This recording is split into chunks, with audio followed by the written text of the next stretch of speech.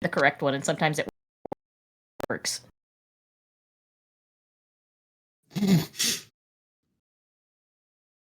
It just does that. It does that to me every single stream. It's not you. You've done nothing wrong. I promise.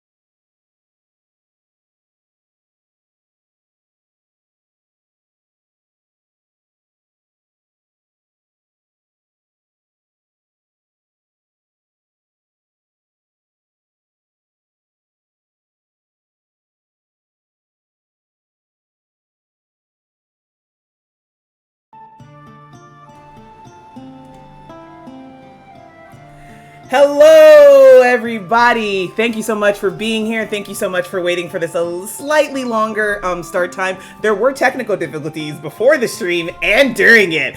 There's not actually a bingo card for people on this stream, but if you were doing one, you can go ahead and mark that off and have another free space somewhere because God, was it a lot.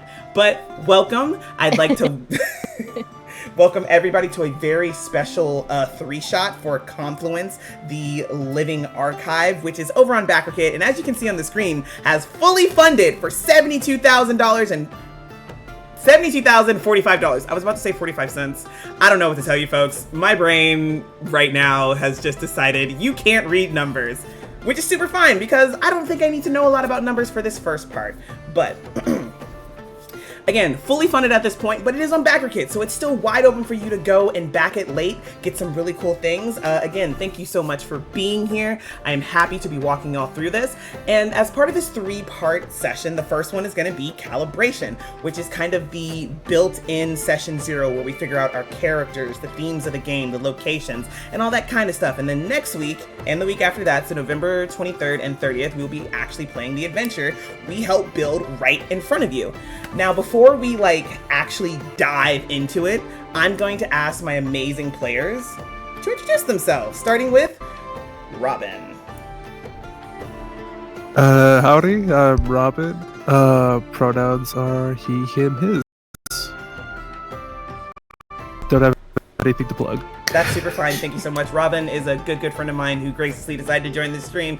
Is in the TTRPG space simply by being a player, but is not in it in a way that a number of other people are, which is fine. Everybody has a part to play in the space. I don't know why I'm trying to explain where you're not having anything. Samar, you're up. Hi, I'm Samar, they, them pronouns. I'm Samar's Art, SAMARZART on both Tumblr and Instagram, and I'm terrible at posting things, but I do sometimes, so. Thank you so much, Samar. And next, Seacow, please take it away. I'm Seacow Explosion, they, them pronouns. I exist everywhere on the internet as Seacow Explosion. When I actually do stuff, which I've been on hiatus for quite a time, but I'll get back to shit posting eventually. This feels like a shit posting kind of next 4 years, so yeah. Ain't that the truth? On the note of that, hi everybody, make sure you're doing local community work with the people that you are in community with. Help each other out as much as you can. And if you have a spare dollar or spare time, help those that can't help themselves. So many people are suffering in Sudan, the Congo, Palestine, Lebanon, all over the world right now. And anything that we can do, and obviously home as well, anything we can do for our fellow man, we should. And last but not least, I do want to just say my first ever P&D tuber on this stream, which feels very lovely. Mad Cat, please take it away. Hello. I'm Mad Cat. Pronouns, they, them, it's, and if you're feeling super funky, feel free to try out some neo-pronouns, moth/mothself. You can find me over at Clowns from the Crypt, where I run a streaming collective with some of my friends. We're a bunch of disabled people who sometimes play video games, enjoy mental health talks and stuff. Have fun. I'm so excited to be here. Thank you so much. And hi everybody. I feel like I didn't tell you my pronouns. My name is VJ Harris. I'm VJH Creations everywhere on the internet. VJH_creations on Instagram. There's nothing there yet, but there will be things in the new year, so stay tuned. My pronouns are he, him, they, them, and something funny. Only 2 people have given me a funny pronoun, so if you would like to give it a go, I support you full-heartedly. And yeah, without further ado, we're going to go to the break screen for probably about 2 minutes to make sure we're all good and set, and then we're going to come back and we're going to dive into calibration. So I will see y'all very, very shortly. Thank you so much for being here.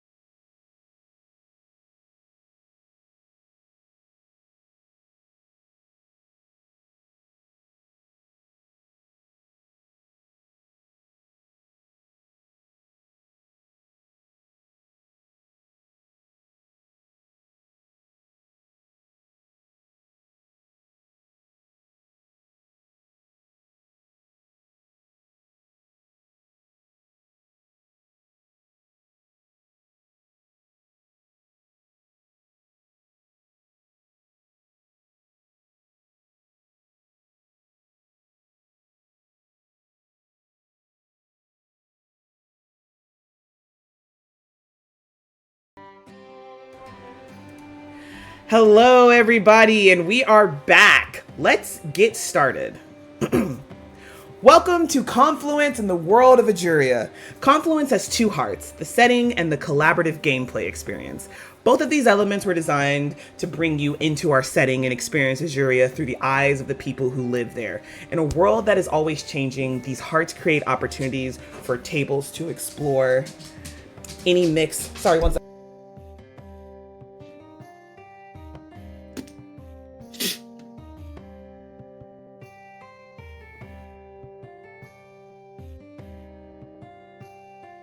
Hi folks, so sorry about that.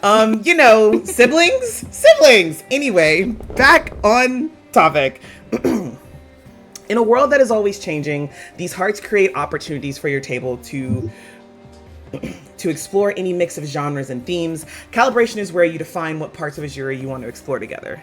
Diegetic material. The Living Archive, or the Atlas, is a diegetic text. It is an artifact from Ajurea. It was originally written by the Akari Archive to chronicle the various cultures, locations, and phenomena around the world. This book has been passed from person to person, and they have all left their mark. People just like you have added notes, marked the pages, slipped in clippings from local events, or recorded their own experiences, and now it's your turn. This archive is a living thing. It grows and changes alongside those who touch it. What is Ajurea? Ajurea is a world of strange meetings where time and space collide. Confluxes, an anomaly unique to this era, pull people, places, objects, and even ideas into itself. Throughout its 700,000-year history, whole landscapes and cities, individuals, and civilizations, hundreds of technologies and magics called anomalies have all been brought here, creating a world of menagerie. You play as locals in Ajurea. Your game starts in the year 25,051 of Era 9 called Confluence. Confluxes have been smaller and less frequent, no longer a whole location, cities, or civilizations pooled here. Instead, individuals, ideas, singular buildings, and small objects appear. People, cultures, flora, fauna, and the world itself have all had time to change, grow, and evolve together over time. Although some individuals may be first-generation Ajureans, almost everyone and everything has a history that spans thousands of years and hundreds of generations.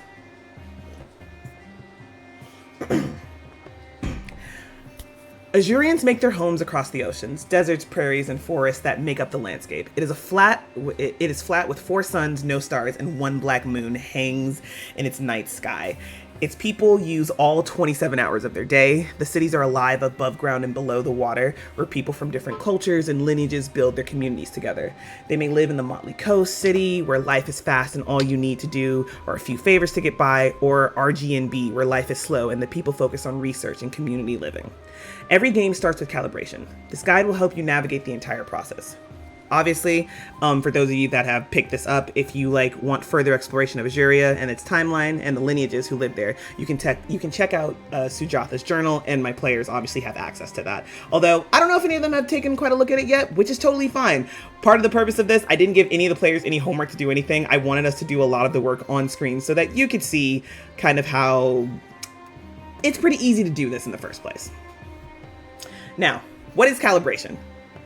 As I've said to anybody who's seen the announcements, it's I like to describe to people as the session 0, where we sit down, we figure out our characters, the bonds they have together, the themes we're going to be playing with in the game, where those are going to be located, and figuring out what's going on with the group, right? Now there is a much more elaborate and thought out and worth the read, mind you.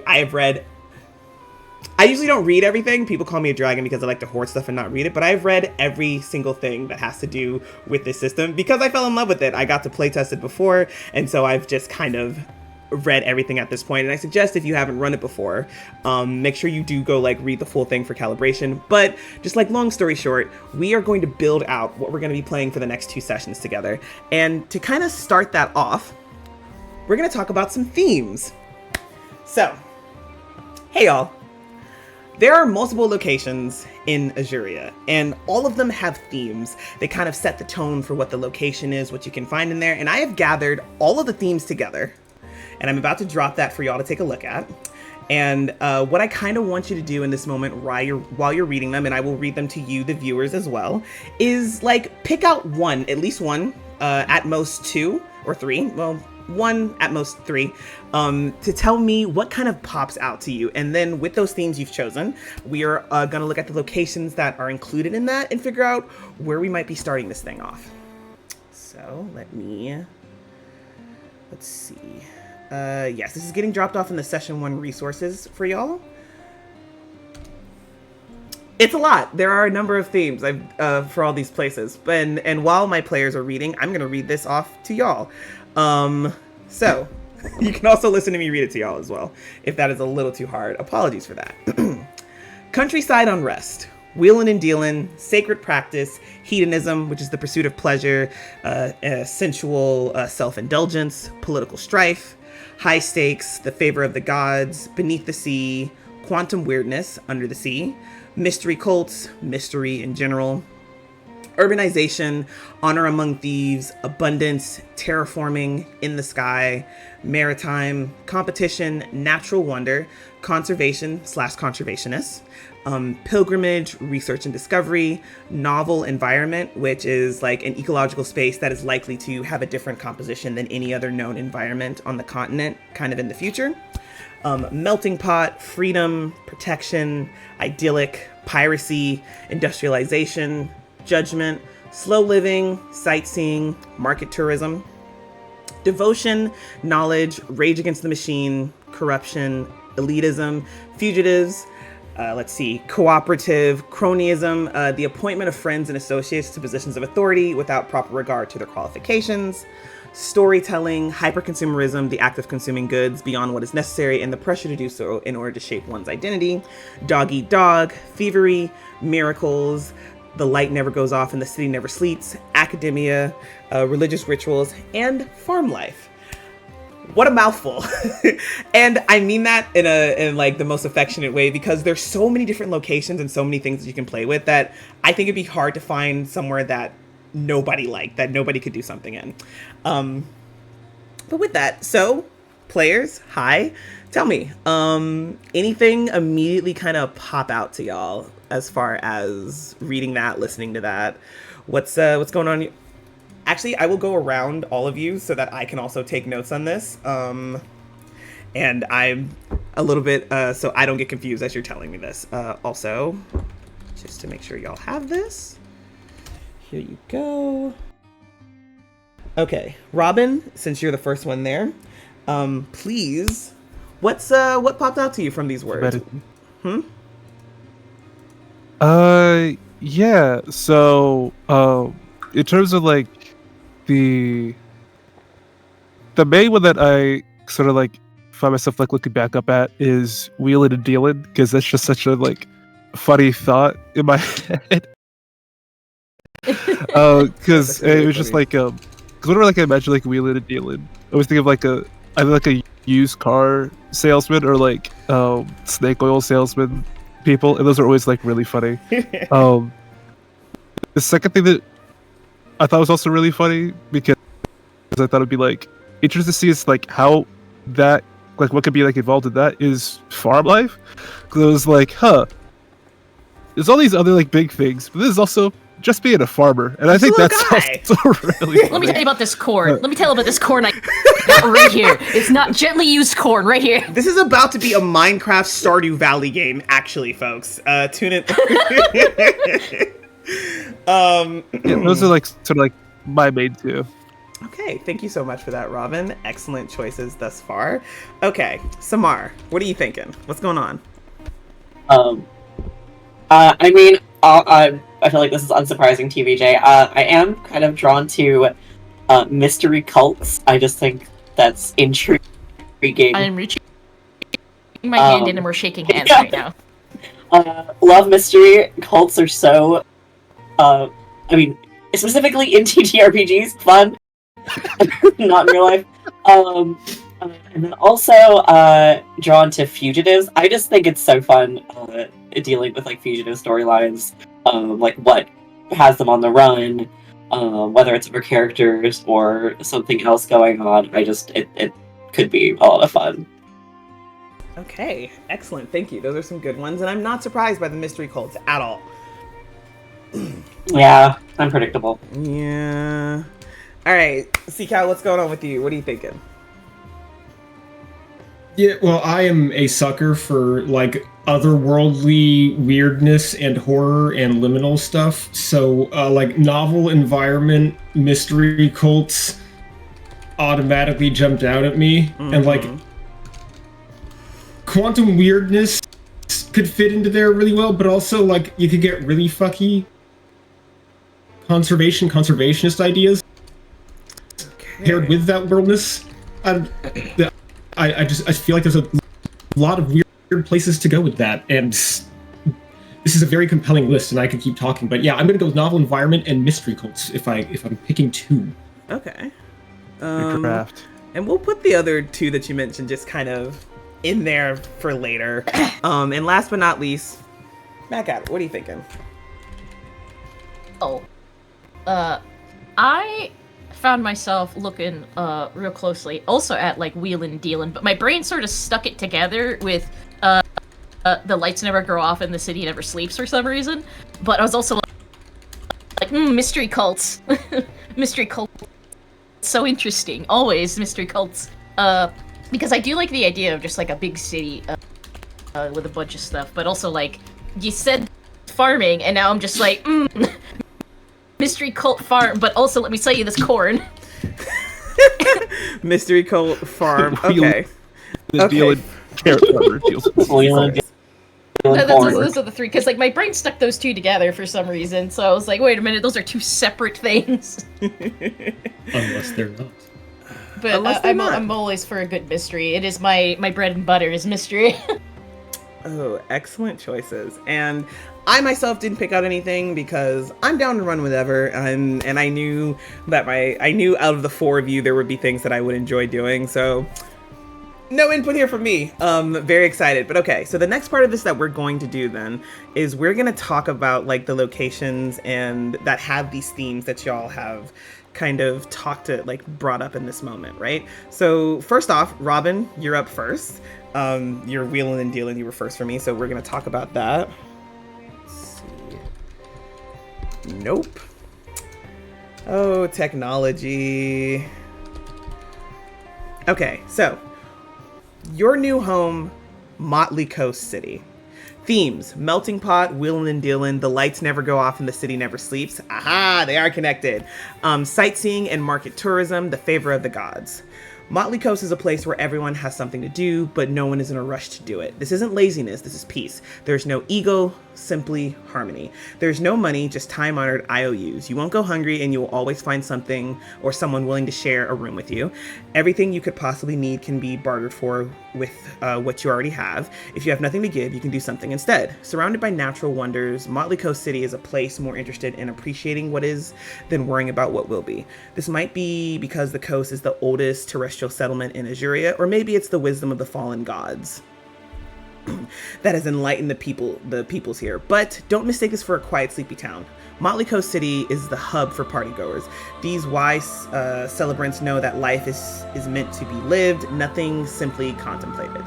From simple meals by the fireside to drug-induced trances at the dance hall, you can find what you want here as long as it's sustainable and healthy. If you are searching for a home that is bursting with joy, then the city is for you. So the Motley Coast City covers at least two of the things we've mentioned here. It's one of the locations. Next up, we're going to check out farm life, which a number of you have brought up. Farm life. The Soaring Vale Falls. Themes: natural wonder, abundance, mystery, farm life. The Soaring Vales are a group of mysterious waterfalls located in the north-central region of the Motley Coast. These waterfalls don't pour from a river off a cliff and instead begin midair at various elevations, with floating gravity-defying rocks suspended among the cascades. While it is a sight to behold, the true value of the Soaring Vale Falls is the fresh water that flows from it year-round, forming the land below into the agricultural heart of the Motley Coast. Next up, we're going to go with mystery cults. I do believe there might be a couple of places for that. Mystery. Actually, nope. I mean, obviously, any of these themes could be put anywhere, but I think everywhere does have some set things. So, the Gravity Isles. Themes: beneath the sea, novel environments, mystery cults. The Gravity Isles are a tight collective A flot centered around Ajurea's only known gravity well, separated from the mainland by the Ghost Reef. Brighton, Bertilla, Esdal, and Barilla are the largest inhabited floating islands, but there are more cities and towns under the surface. The Selayan cities, bear with me folks, I never pronounce this right, Waunda and Laara and Grauba, built on the previously hovering flots that sunk beneath the waters, are notable for operating under the same elected government as the islands above. Okay, next up In my is... brain, I imagine it like an echo, like Laura, rah, rah. That's funny. I know that. I like that. Next up is fugitives. So we have Delrun. Themes: piracy, honor among thieves, freedom, thievery, fugitives. If anybody saw any of the videos that I did advertising Confluence Backer Kit, you might be familiar with something I'm about to say in Delrun. Delrun is a dangerous and precocious port town at the very eastern edge of the Motley Coast, just west of Theos on the Kedorn River. This once peaceful fishing village was overrun by the Mystic Maelstrom, the region's largest band of pirates a few decades ago. It was renamed after the band's notorious captain, Del Beltran. Delrun is considered neutral territory where pirates trade and carouse, the pirates of the Mystic Maelstrom acting as the only law and order. You can assume that every person on the street is carrying a sword, a gun, or a tufted left hook. Right. Let's see. Novel environments. We might have already covered the only novel environment, but... actually, we didn't. We have a new one. So the first one we covered was the Gravity Isles, which also had the mystery cults. The next one is Rockwater Isles, which has the themes of novel environment, under the sea, political strife, research, and discovery.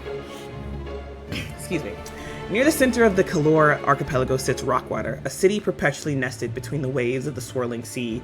Rockwater boasts a population of nearly 1 million. The majority live underwater in the Color Dome, where it is peaceful even as storms sweep the rest of the isles. After the Color Dome's mysterious creation and the many innovations that came with it, the population boomed. The relatively small islands expanded their livable space, and renewed interest in the local fishing villages caused a technological revolution. The introduction of higher technology changed the traditional lifestyle there and kickstarted a new era of leisure. Villagers who once worked all day now accomplish tasks in a fraction of the time, allowing them to spend their time how they choose. Let's see. And next up, we've done mystery cults. Okay, I'm gonna check and see if there's another mystery cult section, and then we're gonna dive into kind of the sub ones. I asked y'all for like 1 to 3. I had your main ones, and we're also gonna talk about your sub ones as well. Let's see if I can spell mystery cults. Okay, yeah. So Gravity Isles, we've talked about that. So then the next one we're gonna talk about quantum weirdness.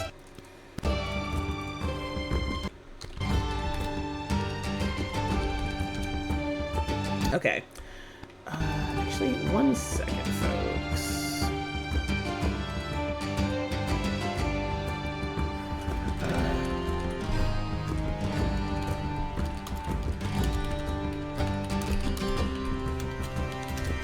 Okay. Back to the question. All right, so Krona. Themes: quantum weirdness, hyperconsumerism, hedonism, and high stakes. Okay. Krona, also known as the City Out of Time, is a luxurious gated retreat located on the western edge of the Rimrow. Built around a time tunnel by a group known as the Unperceived, it is a city that experiences time faster. Hey folks, I'm getting roasted in my private chat by one of my players. What a time to be alive. Built around a time tunnel by a group known as the Unperceived, it is a city that experiences time faster than the rest of Ajurea. When 10 days pass in the city, only a day passes in Ajurea. Krona's time benefits only extend to the area around the time tunnel. Beyond these limits, time resumes its usual passage. I'm actually going to turn that down a little bit. Alright. Next up, we're going to go for conservation/conservationist. While I combined the two, they were two separate themes, but I felt that they could be... All right, so first off, for conservation, there's Project C-1019.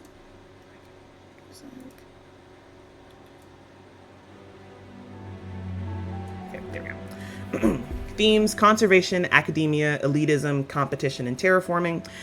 Akari scientists from Brelance took an interest in the unusual soil properties of the Motley Coast a decade ago. Prompted by curiosity, they struck a deal with the locals. The scientists would be able to set up their research labs and study the soil. In return, the region would be given first look at any breakthroughs they made. The first team constructed 4 outposts, one at the Canal Lock, sorry folks, entering the swirling seas, and 3 others on the rivers that flow out from Lake Corolia and into Vermil Seas. These outposts formed Project C-1019, colloquially known as Project Chlorophase. Though not directly part of the original project, a 5th outpost was built at the highest point of the Soaring Vale Falls to study the free-floating rocks and find a way to simulate their gravity-defying properties. The project has since expanded to include researchers from around Ajurea, but continues to focus primarily on extracting the unique properties of the soil. And for conservationists, we have RGNB themes: idyllic, slow living, cooperative, conservationist. RGNB was originally a preservationist community of Wen, cultivating the naturally growing rainbow reeds in the area. The Wen are small, amorphous fungal creatures covered in different types and colors of molds and fungus, making RGNB just as colorful as the other communities on the coast. The Wen of RGNB overall's goal is to preserve nature. Their body's ability to grow plants and transform non-living material into organic material has made them extremely capable stewards of the naturally growing river reeds, even in the face of the water kudzu blight overtaking the river system. And we're not even safe from kudzu in fantasy. Holy shit, it grows everywhere. And I think that covers all of our themes we wanted to check out. So tell me, folks, out of the things that I've just read to you that you've potentially read along with, which of these locations feel pretty good to you? With the understanding that if there's a location that you like but it doesn't have everything we want to combine, we can always add it in there. I think the word is descriptive, not prescriptive. But yeah, Rob, actually, we're gonna start at the bottom. Mad Cat, what are you thinking? How are you feeling about the any locations for the themes we've covered kind of standing out to you at this point? I like Motley Coast City. Okay. That one sounded very interesting because it also sort of put in the if I'm thinking Stardew Valley, but also would you like to buy some used corn? I'm thinking something like that. Right, and I'm imagining there are farms on the outskirts of that if we were to incorporate farm life in some way into this. Anywhere else? Is that all that's kind of popping out to you? No wrong answer, just wanted to double check. Let me see. The other one I was looking at, I'm like, what is the name of it? I just saw it. I was just thinking about it. The Gravity Isles also sounded pretty cool. Okay. And then the one with the waterfalls, because I lost that when I was scrolling. I think that's the Soaring Vales. Soaring Vale Falls, yes. Yeah. Okay. Okay, so we've got some good places here. Thank you, Sea Cow. Where are you feeling?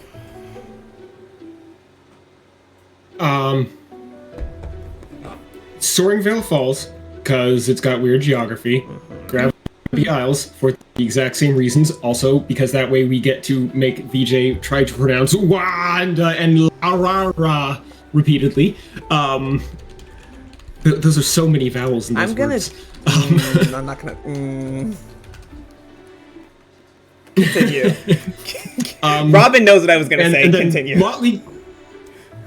And then Motley Coast City. But once again, my mind always goes to dark fiction horror type stuff, so I'm just wow, that city sounds so peaceful. What the fuck is actually wrong with it? Is it weird? I did the same thing. I was like, yeah, it's wow. Oh, this isn't lazy. This is peace, or is it them being complicit? The description of that sounds like a false Hydra story starting off. Oh no. Out of here, please. I'm scared. I was thinking Cthulhu-esque things as I was reading that yeah. as well. So, Like, It begins. it doesn't seem like there's a problem. The problem is really bad, and everyone's ignoring it. But yeah, those are my three. Okay, excellent. Thank you so much for that, Samar. What are you thinking? So I also like Motley Coast City because I mean I love horror, I love intrigue, and it feels like there would definitely be something like beneath the surface going on with like all the peaceful stuff. Like there's definitely other things happening. I feel like there has to be. No place is that idyllic. I also like Delrune because I just love like Criminals. rough and like criminals. Things like being a little rougher. And I feel like there's so much fun in that. And then I mean, I do think Gravity House is interesting just because like the cult, but also like it's just such a weird location. Mm-hmm. And has like a lot of potential. So. Okay. Thank you for that. Honestly, thus Motley Coast City has been in every single one of y'all's thus far. Robin, what's going on? Are you going to be the outlier here? You're never gonna believe this. Oh, my two picks were the exact same as Samar's. I just couldn't remember the pirate place's name. Yeah, it was mainly because like Motley Coast City. Because like when it comes to like settings and areas that are sort of like these like big cityscapes, especially the fact that it has like the connection of like the lights never go off or the city never sleeps, what it said, it was connected to it as well. I think that definitely lends to because if everything's active all the time, something wild's happening at some point in time. Like it's not just like a cat. We're not just always like gonna be casual. I'm here. living for the chaos leaning. And it feels like definitely like there is like that out word of like peace. Like there definitely is it definitely feels like there's definitely like chaos happening within there. And there's very like ample opportunity for chaos to happen there. It's also like really close to like some like the other areas in terms of like the general geography was being described. Which is also like why like I thought it's called Dinar, which is like the pirate play. Delrune. It's also like a pretty good play. Delrune. Yeah, I don't know where Dinar came from. I also don't know where Dinar came from, you weirdo. Delrune.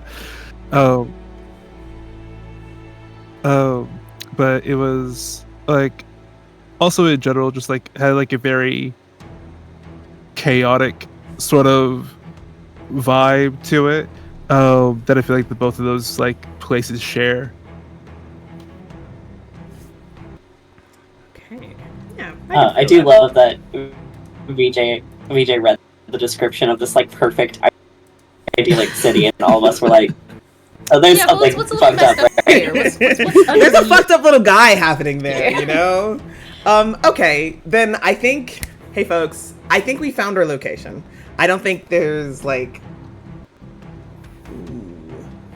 Okay, everybody still hear me okay? I think it's a little choppy on my end. You are cutting out sometimes, but for the most part, I can fill in. Okay. You can fill in. Clues. Okay. Folks, 1 second. For anybody who's been enjoying the music, I'm so sorry. I'm gonna turn it off to see if that helps with the choppiness at all. I will say thank you so much to my good friend James. I stole this music from one of your public playlists. You're deeply appreciated. Okay. Hello. It's so funny. As soon as you disconnected it, your image got really distorted. Mm-hmm. Okay, but is it fine now? We're good now. Okay. Okay. I'm gonna jump out of a window, folks. I am gonna self-defenestrate. Anyway, back on topic. Hi, folks. I think we have our city. I think we have our starting location. Does anybody disagree with that? Nah, I think we all... Okay, so Yeah, we all were on board with that one. Dope. So then the question We I all actually smelled it. We could all smell it. it was in the air. Here's an important question. We got that thing. So in the themes here we have Melting Pot, Wheel and Dealing, The Lights Never Go Off and the City Never Sleeps, Sightseeing and Market Tourism, The Favor of the Gods, which only two of those, the Wheelin' and Dealin', was like mentioned by 2 of you, and then The Lights Never Go Out and the City Never Sleeps mentioned by 1 of you. Things that were like kind of recurring as well though, mystery cults. Obviously, and underneath that, potential quantum awareness. So is it safe to say that in this adventure you're going to be wanting to explore like the themes of Lights Never Go Out and the City Never Sleeps, Wheelin' and Dealin', with a splash of like culty horribleness. Just a little sprinkle of cult. Just a little sprinkle. Yeah. In there. Sprinkle. Give us But something every nasty. story needs just a sprinkle of cult. A little bit. Make it weird and make me question reality. That's all I have. Hell yeah.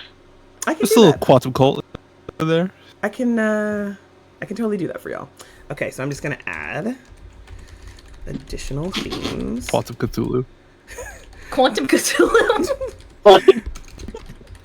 Quantum weirdness. In the future, is Cthulhu going to be technology? That is the question. Unfathomable technology that we cannot understand. It's just Clippy. It's just Clippy. No. Why would you do that to Clip? No. Okay. Like you're trying to break the walls of reality. Would you like some help with that? Oh, I miss Clippy. All right, folks. So now that we've kind of set on our I found this location- recipe for you. To break down the walls. Oh my god. Now that we've set on our location, I'm going to pull it up in the atlas, which, by the way, folks, if you haven't backed this, you need to, because this thing is laid out so beautifully. The artwork is amazing. Done by one of my favorite people in the world. I say that and then don't say their name. Shan Binion, who does amazing artwork and was integral to the visual aspects of this entire thing. Okay, so we're going over to... It looks amazing. What did you say? I said it looks amazing. Okay, I didn't hear you, which is why I re-asked. I'm sure Robin thought that I thought he said something fucky, given our tumultuous friendship, but... Okay. Well, but he wasn't talking about you, so he was gonna say something. This is slander? Okay, anyway, back on topic. Palettes. Palettes are the feelings and vibes of an area. In the atlas, you will find the palette words bolded throughout the early sections of the area.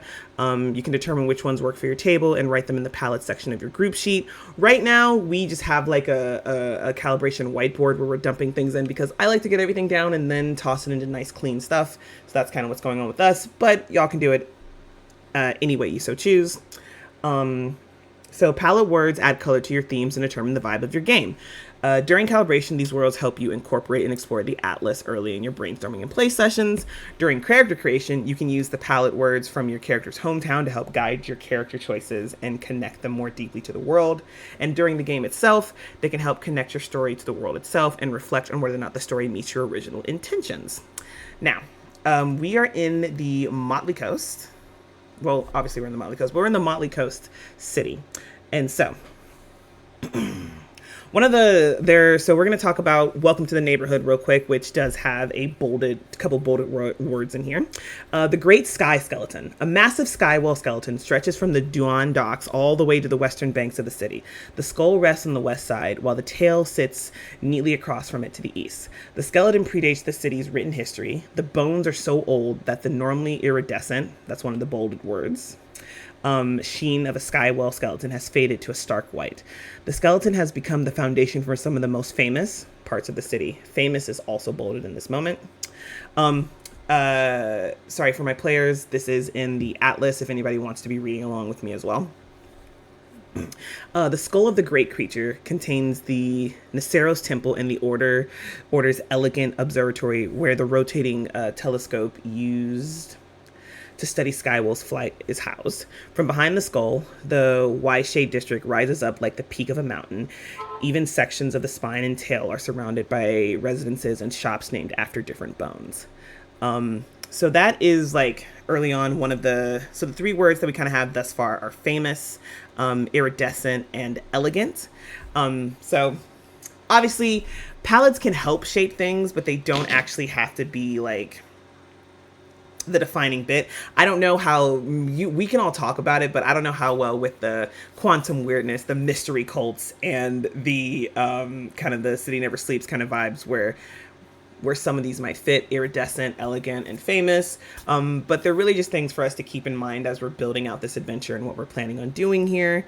And those will also go in our little palette notes. Palette notes.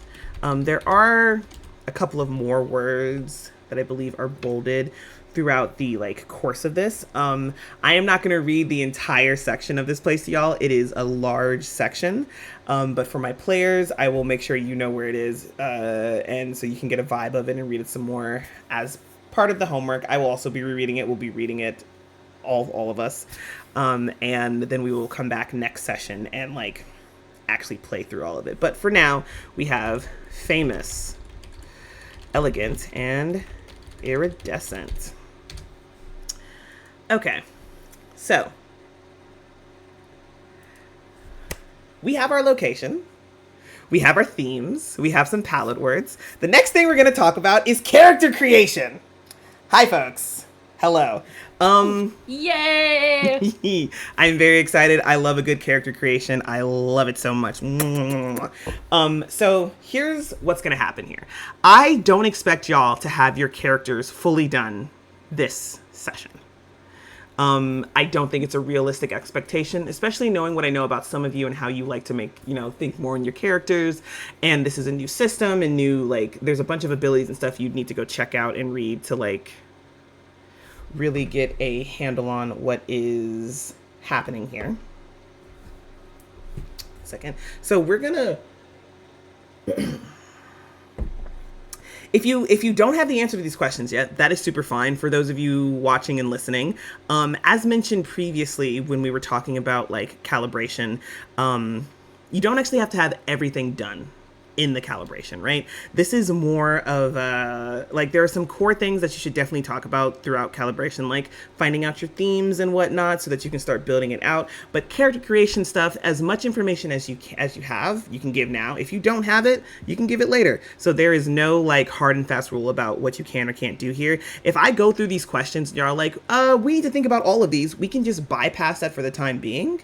Y'all can talk about it and figure it out. We can figure it out privately, and then we'll come back and introduce our little homies, obviously, which we'll be doing anyway. And then we'll just go on to the next bit where we could actually look at the lineages and let y'all start getting a feel and see for things that way.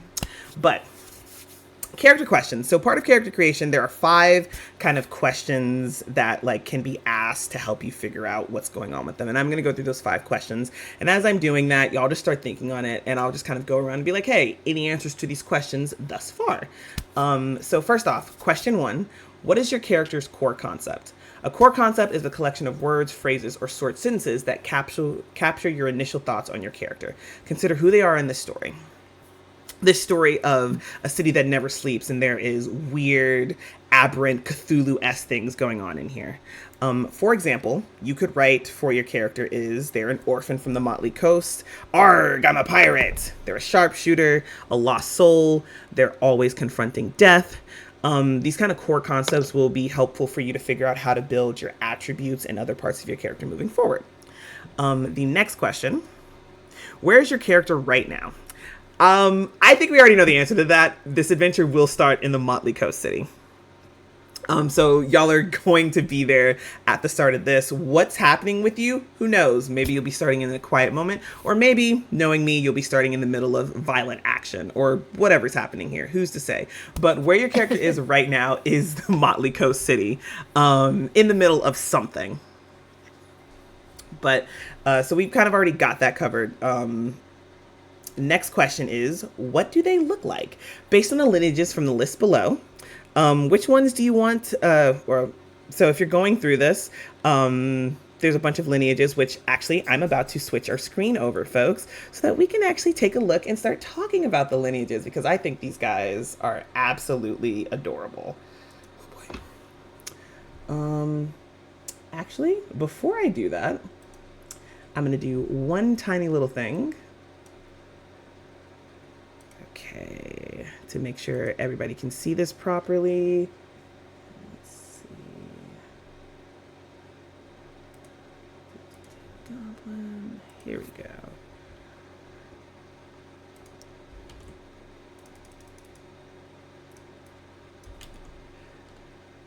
It is also not a VJH creation stream if something doesn't have to be fixed mid game. Sorry about that, folks. Robin, I swear to God. I heard that sigh. This is profiling. I don't know what you... I literally heard... I heard you... Everybody else, you heard Robin sigh, right? I genuinely didn't hear anything, so All right. Sure you didn't. I genuinely didn't. Maybe chat did. I don't know. Okay, chat. If you heard Robin sigh, please post it. Okay, all right, folks. So let's look at the lineages. There's a bunch of little guys, and the artwork is so cute. Okay, so first off, right now, I'm also seeing some hydration in chat, by the way.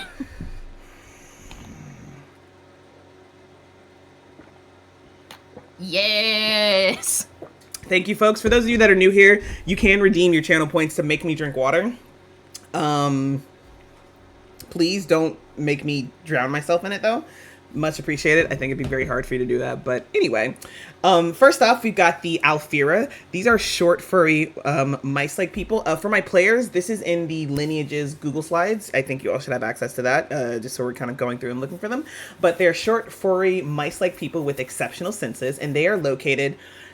first off, any lineage can be located anywhere, but there are kind of like some places where you're more likely to find them, right?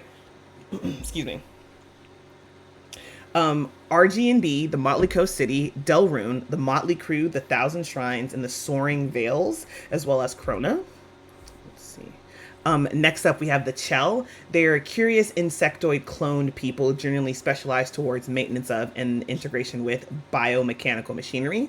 You can find them in the Motley Coast, the Crop Circle Junction, Delrune, the Motley Crew, Project C-1019, the Thousand Shrines, and Krona. Next up, we have the Fallen Gods. You can find the Fallen Gods carry a small spark of divine power, all that remains after falling from their full godhood. You can find them in the Motley Coast City, Delrune, the Motley Crew, the Thousand Shrines, and Krona as well. There's the Jurnang. These are large, strong humanoids with a rabbit-like face and ears, sharp teeth, and amphibious features. They can be found in the Motley Coast City, Delrune, the Motley Crew, the Thousand Shrines, Krona, and the Swirling Sea. You've got humans. All of this art, I don't know about this piece of artwork, but every single other piece of artwork that you have seen has been, at least a number of them have been done by Shan Binion. So once again, if you get the chance to get on their commissions list, I suggest you do so. They do excellent art. But mortal, human-like people descended from the immortal servitors who were created by gods to attend to them. These individuals can be found on RG&B, the Gravity Isles, the Motley Coast City, Crop Circle Junction, Delrune, the Motley Crew, the Thousand Shrines, the Soaring Vales, and Krona. Next up, we have the Salian. They are semi-aquatic salamander people. You can find them on the Gravity Isles, Rockwater Isles, Motley Coast, Delrune, Motley Coast City, Motley Crew, the Thousand Shrines, the Soaring Vales, Krona, and the Swirling Sea. Up next, we have the Fathing, a mask-wearing people of opulent theatrics and artistic extremes who endlessly search for sensations, meaning in the self. They can be found in the Motley Coast City, Delrune, the Motley Crew, the Thousand Shrines, and Krona. Next up, we have Goblins. Goblins are short, jelly-blooded humanoids who live symbiotic lives with a diverse array of moss, molds, and fungus. They are located on the Gravity Isles, Delrune, the Motley Crew, the Thousand Shrines, and Krona as well. We have the Hahen. They're beings formed from color, hailing from a world of sentient thought in the form of light, and they are located in the Gravity Isles, the Crop Circle Junction, Delrune, the Motley Crew, the Thousand Shrines, and Krona. Next up, folks, we have... Aha! I also mispronounce this all the time. The band Debin, a bipedal anthropomorphic people of fur, scales, skin, and claw. Now, while I'm showing you a scale here, literally anybody can fall into that. Hell, rabid person, a sphinx cat, so many options for these kind of like anthropomorphic individuals, and they're located in the Gravity Isles, Delrune, the Motley Crew, the Thousand Shrines, the Soaring Vales, and Krona. A couple more to go, folks. Next up, we have the Jinn. They are a highly adaptable people that molt into different forms throughout their lives. They are located on the Motley Coast City, Delrune, the Motley Crew, the Thousand Shrines, the Soaring Vales, and Krona. Next up, the Wind. The slow-moving fungal creatures covered in plant growth with incredibly long lifespans. They are located in RG&B, Rockwater Isles, the Motley Coast City, Delrune, the Motley Crew, the Thousand Shrines, and Krona. We have the Mizurn. They are long, amphibious, eel-like people with small black eyes and 2 long arms that lay flat against their sides as they swim. And you can find them on the Gravity Isles, the Motley Coast City, Delrune, the Motley Crew, the Thousand Shrines, Krona, and the Swirling Sea. And last but not least, my favorite little guy, personally, the Unalelu. Broad-chested wing bat-like creature with strong upper bodies. They can be found in the Motley Coast, Delrune, Motley Crew, the Thousand Shrines, and Krona. So those are the kind of lineages we have to work with at this moment. I'm also going to ask questions 4 and 5 real quick, and then I will kind of come back to each of you. I'll start with, I think I'm going to start in the middle. So CK, I'll be asking you first to kind of like, hey, any answers to these questions, any thoughts on the lineages as soon as we go through them, and I will reiterate each question if needed. Question 4, what do they do? What's their job? What is their day-to-day life? What are their passions? Question 5, what connections do you have between the characters? This is probably something we can talk about that on screen, but also this is probably something you're going to have to like flesh out outside of this. But CK, starting with you, what are your thoughts on the question thus far? The lineages, what is your character's core concept? What do they look like, etc.? Yeah, I am. When it comes to character creation, I'm definitely one of those people where I need a something. I generally work better within the realm of restriction than complete freedom. But that said, the Alfira or the Gen, one of those is definitely where I'm going. Why I have a odd fondness for little like mice people. Don't know why. I just do. On the other hand, as a queer as hell non-binary trans person, the idea of a race that just molts into something else every now and then just sounds fucking phenomenal. 100%. Oh, I love a little homie. Well, the bat person is my favorite. When I ran this originally, another player was playing a win, so that was a very fun little time. Any other thoughts and bits you want to add about your character thus far? All I can say is it's me, so I know I'm going to have to fall into one of 2 things for roleplay purposes, which is I'm going to talk too much while saying nothing, or go the himbo route and say very little while just being a himbo. I'm gonna have to. I never know who my character is exactly until I start playing them, but we'll try to figure out a little bit more of that before. That's where I'm at for now, though. I definitely want to be from the city, though, and familiar with the city. Awesome. Excellent. That is perfectly fine playthrough or like play style. So I love that. Next up is Samar. What are you thinking, friend? So for like the lineages, I feel like most drawn to the Faithing. I know there was like more information about them in like the text or whatever. They have like really short kind of lifespan before they go through something weird. I just love how like colorful and vibrant and like committed to life they are. I feel like that could be so much fun for a character. I also really like I feel like just like the molting through different stages in life, and it leaves like so much potential for like different forms and details and like interesting things about the character. I mean, one thing you could always know about a character I'm going to play is they're going to be a lesbian. Good. That's always going to happen.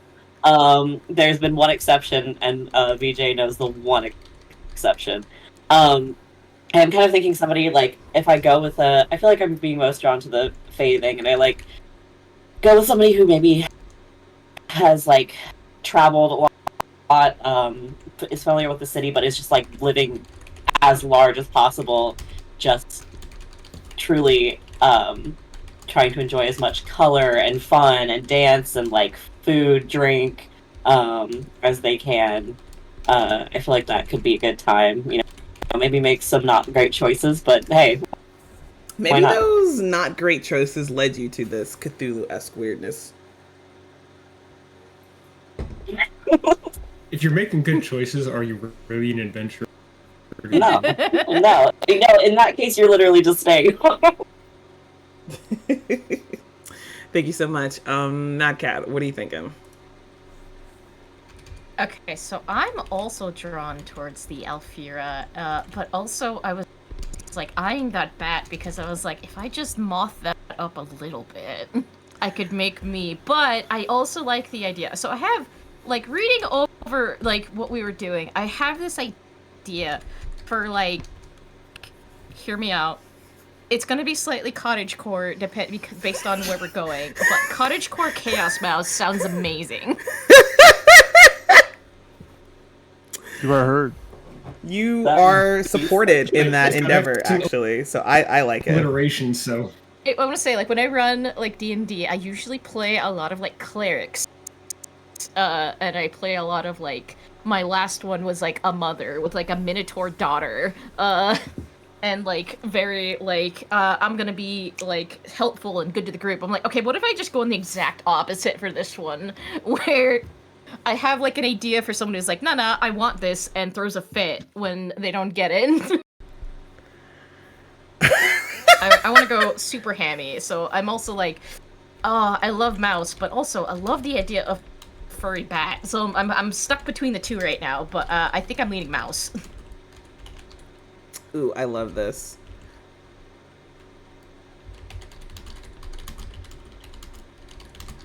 Okay. All right, thank you so much. And last but not least, I wanted to make a joke about Lise, but I couldn't go fast enough. Robin, you're up.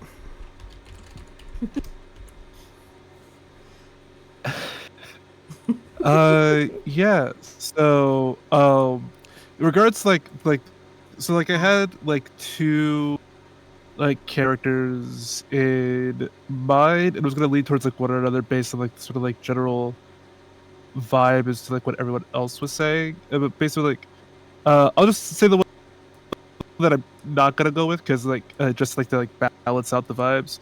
The one that I sort of had, one of them was that this, like, the way I can, like, describe it is like this, like,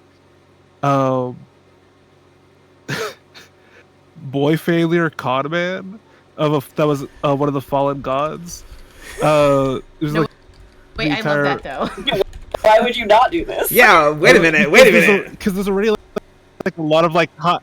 Because there's already like a lot of high energy concepts coming from everybody. This is a two shot. Best group, Go buck wild. Literally, what are the consequences here? Nothing. Yeah. But here's the thing. And like that was, but the other idea that I also really personally love, with like the, because I was thinking of like the answers to like the first question. Like what it's like the core character concept, and it was just thinking of like a simple farmer and being immortal, And I think that is just like the funniest thing to me. The farmer Um, and their the trio of I'm just like a dude. Um, I'm just a dude. just a guy. That's my Just Just a guy. guy. Whereas like things are just like happening around him, and he's like, "Well, shit." I just That's wanted to go farm. What's happening to me? oh, and, like, so like a pretty like laid back, like dude in regards to that, which I feel more drawn to at this point because I like there being balance and dynamics. Um, and yeah, I think I'm definitely gonna go with like the mortal farmer man. Um, probably just like more so like normal like attitude. I think like they could like him being like built to shit. But aside from that, uh, yeah. What's really funny if it was just like, yeah, you know, he's a farmer and he just always has lumber around, just like has nothing related to farming, just has a completely different agricultural profession. Robin loves a good bit, and honestly, they are funny, as reluctant as I am to say that, actually. Fortunately, I'm hilarious. You know what I'm thinking. Anyway, thank you so much for that, everybody. Honestly, with the start of the character creation, I think this is the perfect time for us to go take a break. Hey folks, we will be back shortly. See you back here soon. Yeah, and then we will continue with character creation and a little bit more into calibration. Thank you for being here thus far. See you in a little bit. Sorry.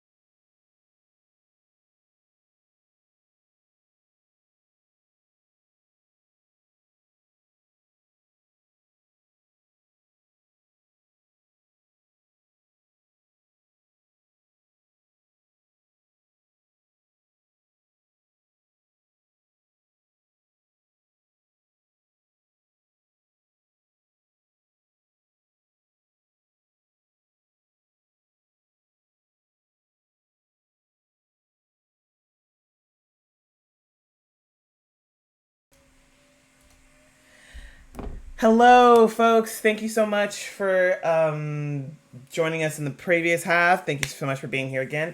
For anybody who's joined recently and is new to this, hi, welcome. My name is VJ Harris, and I am currently running session 1 of the 3-shot we will be doing for Confluence, the Living Archive. And right now, we're having our session 0, which is built into the game of Confluence. It helps you figure out your like who the players are playing, information about them, the bonds between them, where we're going to be playing at, the themes of the campaign. And right now, our location is the Motley Coast city with the themes of wheeling and dealing, the city never sleeps, the lights are always on, quantum weirdness, mystery cults, and other strange horrors. But yeah, and to dive back into it, we've talked a little bit about character creation for the players. We've got some thoughts on like the lineages that we'll be playing. There are other questions to be answered, but those can take a little bit of time. And as it's stated very early on in calibration, everything does not have to be done in calibration. There are some things you should get around to, but not everything. And so I will be giving my players time to think more on their characters to bring us some absolute fabulous little homies for next week. But in the meantime, we're going to move on to talking about attributes. Now, attributes are aspects of your character's identities or backgrounds, witness facts, statements, and questions. You use them to flavor your role play as assets or complications in your dice rolls and make shorter and longer decisions for your character. Attributes fall into 4 broad categories, right? The first is form, references the character's body or physical practices, which technically is a little bit of lineages, but also if there's like something additional you want to add into your little guy outside of the general lineages as well that you've already like thought about. For example, if I was going to play an Ulelo, which is the bat folk I really love, I would say, yeah, it's got like a scar, like starting at the top of his face, like up here, all the way down the middle of his body, down his leg, right? That's something I would add in form there. Personality references the attitudes or behavior of the character. Culture references customs from the world, membership in social institutions or communities, and deeply ingrained beliefs. The culture one is probably going to be a little bit harder for y'all to like. One, obviously, if you're like, hey, I have a specific idea for this, we can make it fit somewhere. But also, culture one is probably going to be one you're going to want to think about a little bit more. And then calling, which references what a character is called or to or trained for. And there are kind of quick start rules and guides for calling in another section of like the overall TTRPG Confluence, the Living Archive, referred to as the catalog, which has, again, your calling, your facets, your specialities, like a whole bunch of things for you, the player. But in the meantime, sorry, folks. Okay, there it is. I have I've made a little Google spreadsheet for my players to take a look at. You and I'm gonna share this on the screen. The players are gonna have their own private one they're kind of looking at and reading through and adding what they can. And I am going to read you the examples that Confluence has for y'all, and we're just gonna talk a little bit about that. So, without further ado, thank you so much. So again, it's broken down into 4 sections. The first 2 being form. So I am, and then in response to that, as an example, it would be strong and Alferian, which is a little mouse person, right? Small. Or I have a mechanical third arm, 2 heads, bright fur. How will my blink change? Like, how will my awkward wings change? How will my physical training change? How will my new shell change? So like I said, very much here just asking you questions to help you fill out what you're thinking about for your character at this point, beyond the base of the like lineages.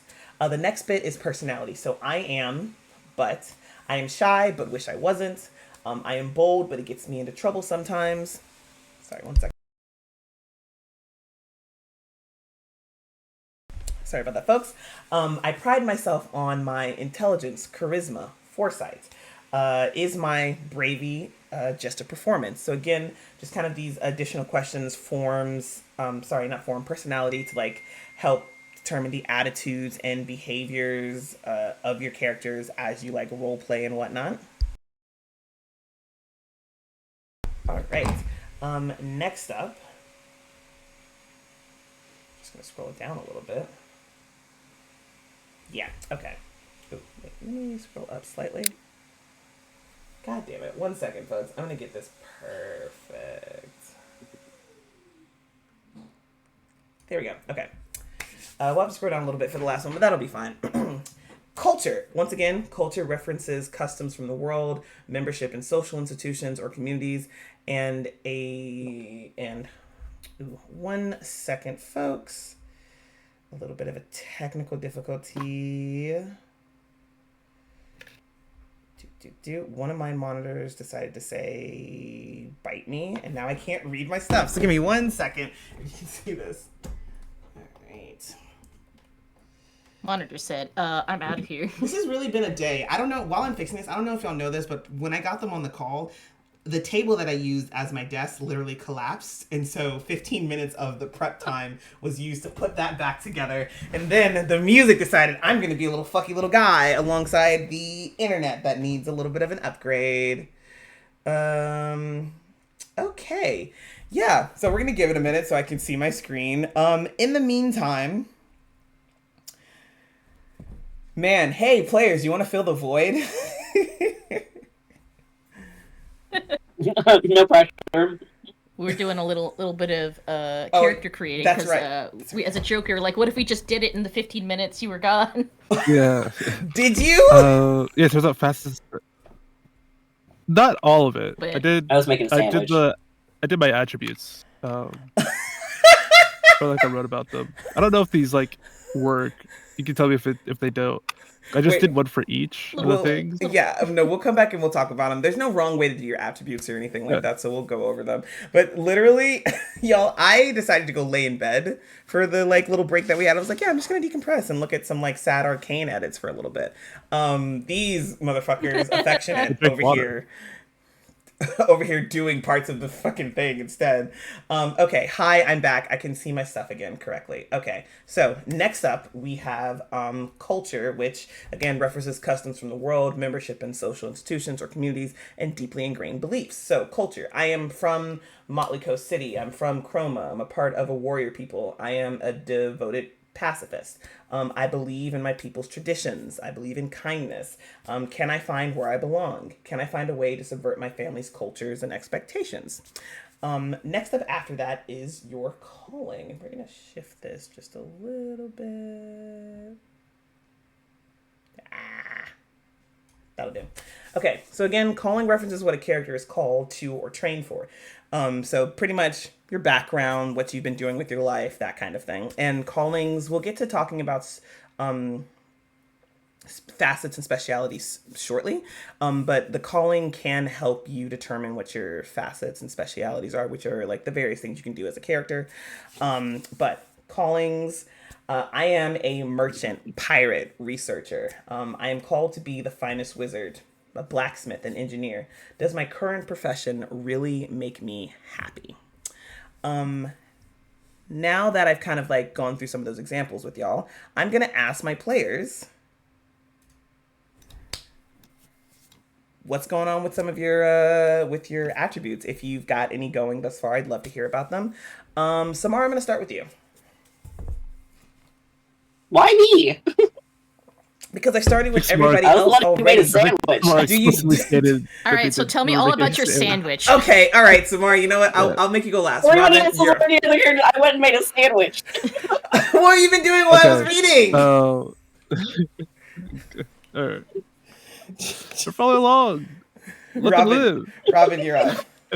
Thank you, Robin. Thank you. Yeah, so let's put one down for each because I did like have 1 to 4. So I just like I'll just take one from each one. So for form, I put I am strength. For personality, I put I am simple and I don't care to understand things I don't. For culture, I put I am from a family of wandering warriors. And for calling, I put I am a farmer born to be a warrior. I don't want to be the main character. I am gonna say main character syndrome. I am gonna ask you, what does I am strength look like as far as form goes? Because that is like kind of physical aspects of yourself. Just absolute brick house of a man. Like just like big, bulky farming man. Like I imagine this guy just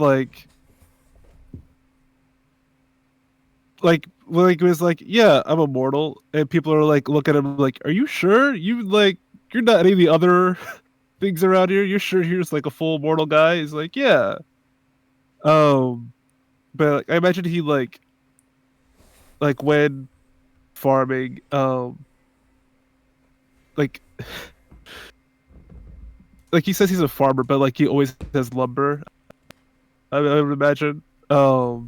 And so like I imagine like when it comes to like chopping trees, I think the idea that just came to me would be like really funny if he just did it barehanded.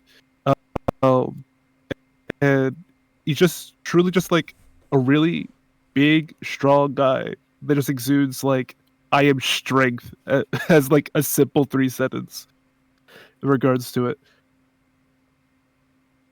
Also relating, I guess, into like general endurance as well.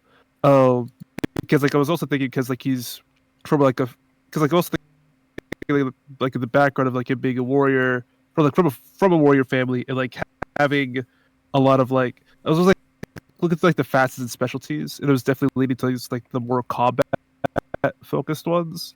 I was like looking over them just like in general as like an idea. With him like even though he's like an exceptional combatant, I imagine he fights very defensively. Like the main weapon that he'd use like probably be like instead of like a sword or even his fist or like swinging like a um like a tree or anything. I imagine he'd try to like use like a shield, like not even as like a means of specifically to like beat someone down with it if it calls for it, but mainly just to be like deflect like whatever blows that are coming, just so they could try to likely unsuccessfully try to talk down the situation. Because I don't imagine it being very eloquent either, in the sense of like be able to like de-escalate situations. But he would never try to like escalate anything. I imagine it would just be like in general a pretty good guy. That is like just like because like another thing that was like try like fit in regards to like the calling. I wanted to like I was like trying to like think of like a way to like phrase it in terms of like a protection of the weak, but I couldn't think of and I couldn't phrase it in a way that I liked. So I just like shortened it to like a born to be a warrior. It would just like play out that aspect of him Okay. like in the actual play. And like the way like he would do combat. But just like a big like just a big strong shield guy that says he is a farmer, but nobody's ever seen the farm or the farming equipment. Where does the farm exist? It doesn't.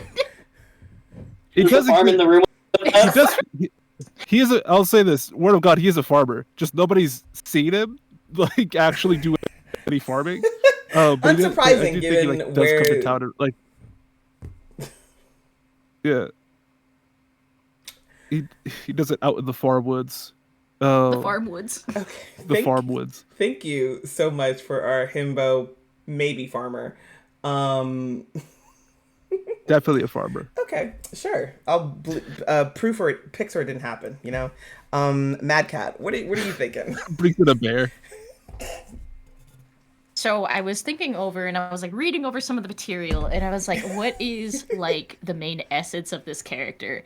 And I was like, this is a mouse of impulse. This is a mouse with no inhibitors in a way, because like in my brain I'm imagining like a little brown mouse dressed up in like, you know, pretty things like pinks and reds and like little things, but then you look closer and you see like maybe she's missing a finger, maybe she has scars from somewhere, because she doesn't have that control, because in her brain she's just like, I just want this thing, I'm gonna go get it.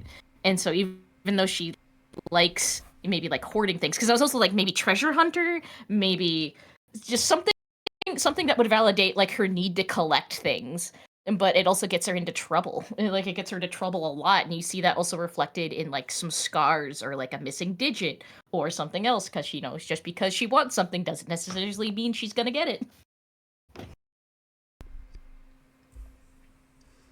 I like this little mouse. I like this mouse. I think this is going to be perfect. I think having a character that behaves like that in a aberrant thing going on is perfect. I'm going to have so much fun with that. Seacow, what's going on over with you?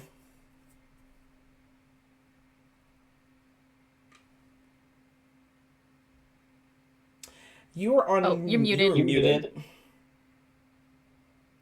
God, I thought we had another technical difficulty. Right, I was muted actually myself, so I going wasn't to cringing. throw myself out of this window.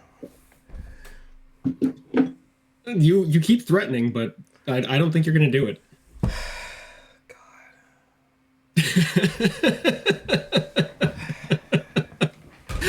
Don't go out the window. Sit back down. Please Sit back down. We No, got things to do. let him go. Let him go. Please continue. Yeah. So I'm gonna play the Alfirin. I mean, we already got a himbo. We can't have two himbos in the group. That would diminish the himboness. Disagree, but continue. Himbos. Yeah, no, we could actually. I think we could do oops all himbos, and that'd be glorious.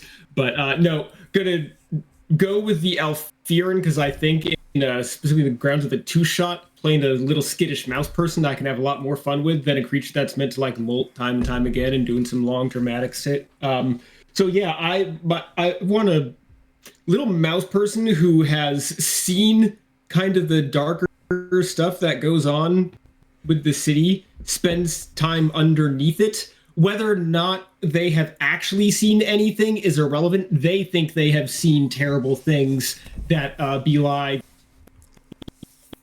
the horrible truth underground, and to the point where the doom is coming. It's just a matter of time. So they are a little like survivalist prepper mouse person. A little paranoid, a lot skittish. And probably kind of a tinkerer, very much used to trying to be self-sufficient and make do with whatever they can find. Aesthetically, little bushy-tailed wood rat, but bipedal, just because that'd be cute as fuck. A little like gray and black and brown fur, except with the archetypal chunk missing out of one ear that every hard life mouse character ever has. Yeah.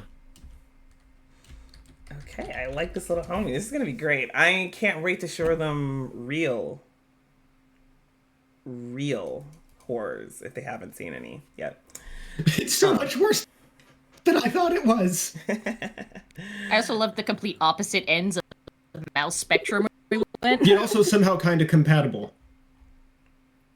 Like, Well, they could make each oops, other I worse. want, and oops, I'm terrified. Yeah, like could be a bit of a like mates situation. Mates. Thank you so much for that. And last but not least, our good friend who was making a sandwich instead of making the characters, apparently, which I commend you for. I should have made a sandwich as well. You three overachievers. Samara, please take it away. Yeah, so I feel like this character is extremely colorful, covered in tattoos, all different bright colors, bright patterns. I think that they view like joy as the most important thing for life. Like that's what they're there for. They're like to find enjoyment in as many things as possible. And very much like pride themselves on being able to just always like find fun in things.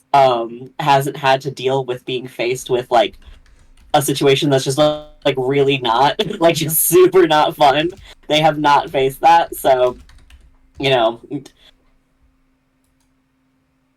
I think that they work kind of like as a traveling performer, maybe part of like a group of performers, but probably do some stuff on their own too because they just really love like the singing, dancing, the whole show of it all, and just is always looking for more like trinkets and bright stuff to add to their wardrobe, more tattoos as much as possible. Okay. I love this. Okay. Now we're gonna get to the part where we talk about like a little bit about the group, and see if we have anything we want to tell people about it right now or figure it out. But I'm really interested to figure out how all of you are together in this moment, or if this is the first y'all have just got thrown into this because a fucky thing has happened to you and now you got to figure it out together, which is also an option. I love a fucky little thing. I'm gonna try not to curse so much. I love a funky little thing. I love a funky thing happening and people just having to deal with it. Thank you so much for like giving me that and talking about that. Now, since we've been talking about our characters, this is the perfect opportunity to talk about facets, specialities, and callings. Now, like y'all, as mentioned previously, with callings are kind of like where the character is called to do or is trained for kind of thing. But it's time to get a little bit into the more complex mechanics of your character. So obviously I'm going to give you all more time to flesh out your character. So if there's more things you want to add to the 4 like sections of your attributes, you can. But let's like in the world where you have done everything you're going to do at this point, you are going to get when you've kind of finished this character creation all the way, you'll have 3 facets and 5 specialties. And pretty much facets and specialties are like your facets are like kind of your overall arcing abilities of things, and the specialties are the things that kind of come underneath that. Just your abilities, your powers and whatnot that allow you to interact with the world in a way that like probably a number of NPCs can't do, right? They are not you guys. But so, sorry, one second. So while you can find facets and specialties and more callings kind of in the catalog that has all the information for the player and the story leader, which is what the game masters are called in this, there are also like area specific facets and specialities, and they're kind of scattered through the ephemera, which is like if you're anybody looking at the screen right now, at the bottom of this where you see in the middle where you see the map, beneath that is like a bunch of ephemera that are just kind of clippings that are actually in-world stuff. Excuse me, apologies. So for example, let's see. What am I going to pull up for you? Here we go. Okay, so we're in the Motley Coast, right? Let's see. We're in the Motley Coast city. Let's see if I can pull out a facet or a speciality for y'all, just kind of browsing this. I might not be able to, and if not, we will talk more about it when we like pop back in next session. Let's see.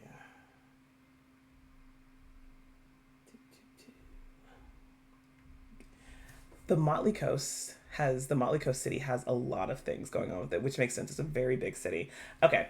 Couldn't pop anything out for you immediately, but there are various areas and there are various like area specific facets and whatnot, which if you're from somewhere, you could take one. Normally what happens if you take like a facet or a specialty, it works like within the area.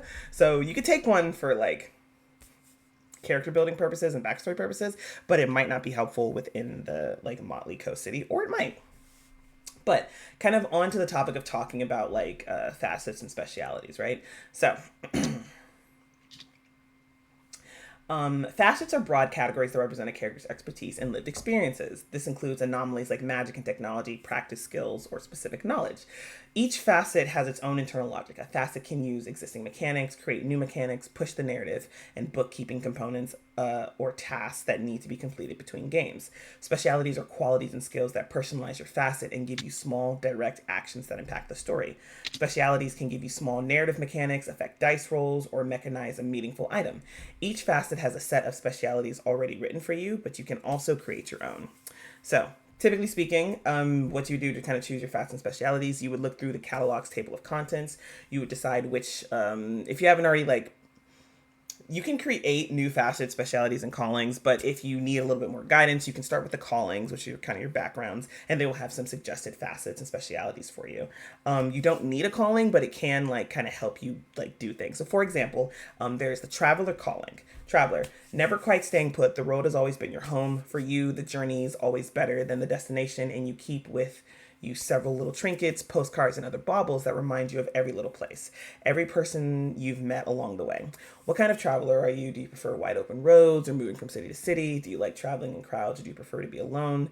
Like, callings will give you a little bit of information, help you flesh out yourself, and then they will also give you some suggested facets. Now, the suggested facet for traveler is physicality. Traveling class Ajurea, a world that is just so unbelievably vast, takes a lot of endurance and stamina. All your years of traveling has honed your body to be far more resilient than others who do not have your wealth of experience. What aspect of your physical self has improved the most in your travels? Now, these are again just suggested facets. You could take a calling and then grab a completely unsuggested facet, however works for you. But these are just kind of some like, hey, if you do this, you might want to do this. Now, there are two specialities under physicality. The first is endurance. You can hold 2 extra dice in the physicality pool. Once per session, you may ignore consequences from a wound. Speciality, traversal. Choose a type of terrain. You are deeply familiar with that terrain and are always the fastest person in that terrain. You can spend a physicality die or token to bring others with you safely and quickly across treacherous terrain. When people with the same favorite terrain race against each other, you can resolve it with a scene roll, which is talking about the mechanics, and we'll dive into that. Personally, I'm a big fan when it comes to like showcasing stuff, diving into the mechanics as we play through it. So that's what I'm planning on doing for you, the viewers, for those of you that I know will be tuning in these next 2 Saturdays after this. So you will get like a full rundown and explanation as we go through with that as well. Players, obviously, we will talk more about the mechanics between now and then, and any on-screen questions will be fine. But yeah, so that is kind of where that operates. You get your facets, they have specialities under them that you can choose, and you can also potentially grab a calling like an actual made one. And if none of the facets or specialities actually work for you, there are rules for creating them as well. I'm more than happy to do that with anybody who's interested in doing that. But since apparently some of y'all decided to like speed run making this, anybody want to share any facet they picked up? Yeah, so I picked 3. Share one of them. Botany. And then I took the botany facet because, he's a farmer. Gotta know. It was the nature's bounty specialty. Is the only botany specialty that he has. Yeah, that sounds about right. Okay. What's the nature's bounty do? I'm gonna pull back up here because I was filling out something else. Oh, you don't have the answer. Never mind. Moving away from you, Robin. Hold on. I got it. That's nature's bounty. All the time you spend outdoors has attuned you to the environment. You can judge soil, water, and other growing conditions in an area. You can predict what the weather will be like over the next few days. So I just thought it would be really funny if you were to pick up a leaf from the ground and put it in his mouth and be like, "Yeah, it's gonna rain in 2 days." just give what seems to be completely unrelated information. That is hilarious. Okay, thank you. And it's accurate. Okay, and it's accurate. I will make sure to be taking notes. It's gonna rain in 2 days if y'all survive 2 days in whatever's happening here. Seacow, what about you? So going with my prepper, always prepared sort of thing, survivalist, whatever, Dale from King of the Hill, but a mouse guy. I really like how different and interesting and thematic the magic systems are in this game from reading through them. And so I'm definitely taking smoke. One, it's fitting the Althira's own magic system, but also it's just really interesting. It's very utilitarian, so I'm definitely taking that one. I want to be the little tinkering person, so either crafting or engineering. I need to read fits better, but rather than being the person oh, I know how to pick all the locks and do the things, no, can I cobble something together from junk or parts to do the job for me instead? So one of those two, again, have to read which is better fitted for it, and then probably wayfinding, just because that's a lot of the survival skill, finding your way around, and it also still works in urban environments. So for little mouse guy that's just skulking around places, probably doing a lot of scavenging and trying to survive the eldritch horrors that totally actually exist and are 100% real, and no one will listen to me about them. Seems like an important thing to be able to do to run away accurately. Oh, this is lovely. I love this. I love that. Mad Cat, what are you thinking? I like the idea of doing intuition, just to be like, well, I noticed this, but I'm gonna do anyway. Just like, I notice it, but do I care? I don't know. Oh God, I love this. I already love your character. Right? I love this little homie. Actually. Sorry, continue. No, you first, please. I'm about to do so many horrific things affectionate to your characters, and I just know that your character is just gonna head first into that. I notice it, but I'm gonna do anyway. I also like the idea of maybe doing like chronicling, because I like the idea of that, like, she collects so much useless junk that she's like, okay, but like, what if this is important for later though? I was looking at that, but also I had the idea of like, just hear me out. What if, like, if you're gonna do a sea cow, if you're gonna do like the wayfinding, I could be like, hey, how about you help me find this thing I'm looking for? I have no sense of direction. I feel like there's a definite synergy we can build, especially with my survival / cowardice and your I'm gonna do the dangerous thing anyway. So that could already, just for like group dynamics, explain why I'm here and keep getting dragged into things against my interests. Oh man, that's hilarious. I love this thus far. Okay, thank you. And Samar, first thing I want to say to you, you're the only one who listened to my, hey, I'm going to give y'all time to do this, so don't worry about it. So A+ to you. Any thoughts thus far? Have you taken a look at the facets in any way or any specialities? Super fine if you're not, because once again, the only one who listened might be the only one who listened to the, you can do this later. I mean, I was like, I feel like pretty obvious, but performance is definitely one.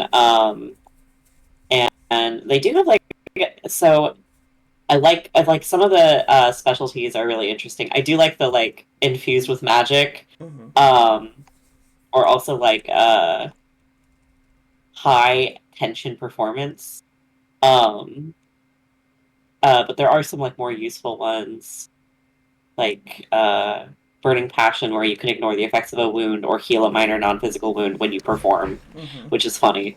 I also feel like Conversationalist maybe would be good. I think that this character is probably very social and outgoing, and so that's another one I was looking at. So excellent.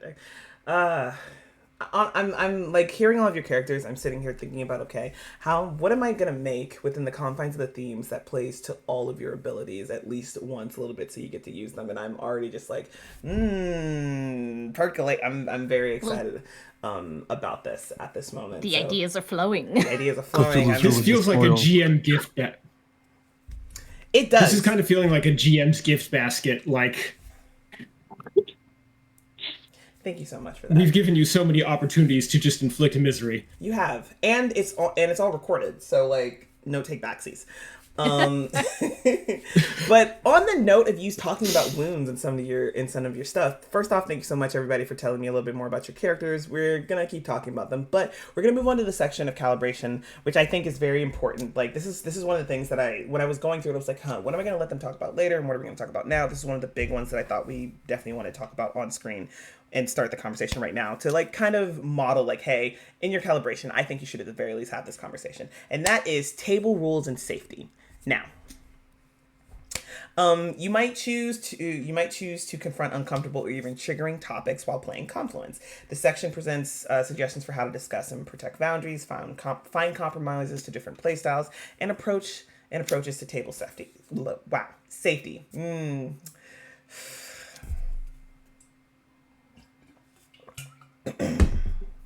Okay, so first things first. I think from what we've been like, not even I think, I know from what we've been talking about, we are going for like there is something dwelling within the city that is horrific. I keep saying Cthulhu-esque. It just feels like a great shorthand, like kind of thing, and that comes with a lot of different like tones and like potential things like the plan, like the dealing with like your sanity and having to like see these otherworldly things and that kind of stuff, physical harm and whatnot.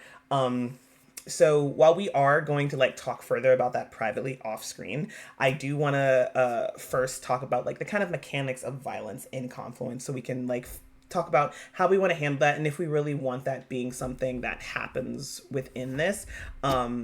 If we like decide, hey, actually I don't want to do that, I will try and make this Cthulhu-esque horrific thing work without that. We might have to revisit what the themes are, but I'm more than happy to figure that out. So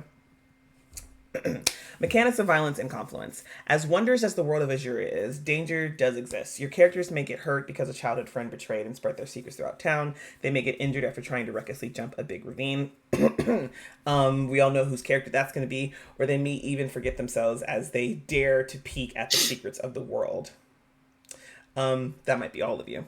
Within Confluence, harm is represented by wounds. This can include physical, mental, emotional, environmental, or professional harm. Wounds can deeply affect both the character and the story itself. Wounds are a way for your character to change, learn, and grow. It isn't just about pain, a disadvantage, or losing something. Wounds are meant to be a vessel for pushing the story forward, weave tension and risk, and encourage the characters to push their luck. As discussed in the player guide section, which we haven't gone over this in here, but this is not what we've gone over is not the be all end all to everything that is in Confluence, of course. Wounds are mostly common representatives of any harm that comes into play in the game. However, they are also a mechanism for development and experience. As the story lead, me, wounds are an important tool for consequences, creating tension and providing opportunity for change. In this section, you can kind of go into greater details about how wounds affect the game, how they are built, and how they are cleared. Anything can be wounded. A focus, area, group sheet, facet, speciality, or attribute can be wounded. How something is wounded or deciding where a wound should go when it is taken is determined by the wound itself. Wounds are extremely flexible. Now, we're not diving like super deeply into wound discussion because part of that is also, I think, God, what am I trying to say? For me at least, when I if and or when I run this again for people, if it's on stream again, the wound section and the other like is kind of wrapped up in like the, hey, let's have our like session 0 safety check-in like sheets and whatnot, and feels like more of a private thing between like the 5 of us at the table, and then bring it out to y'all discussion wise.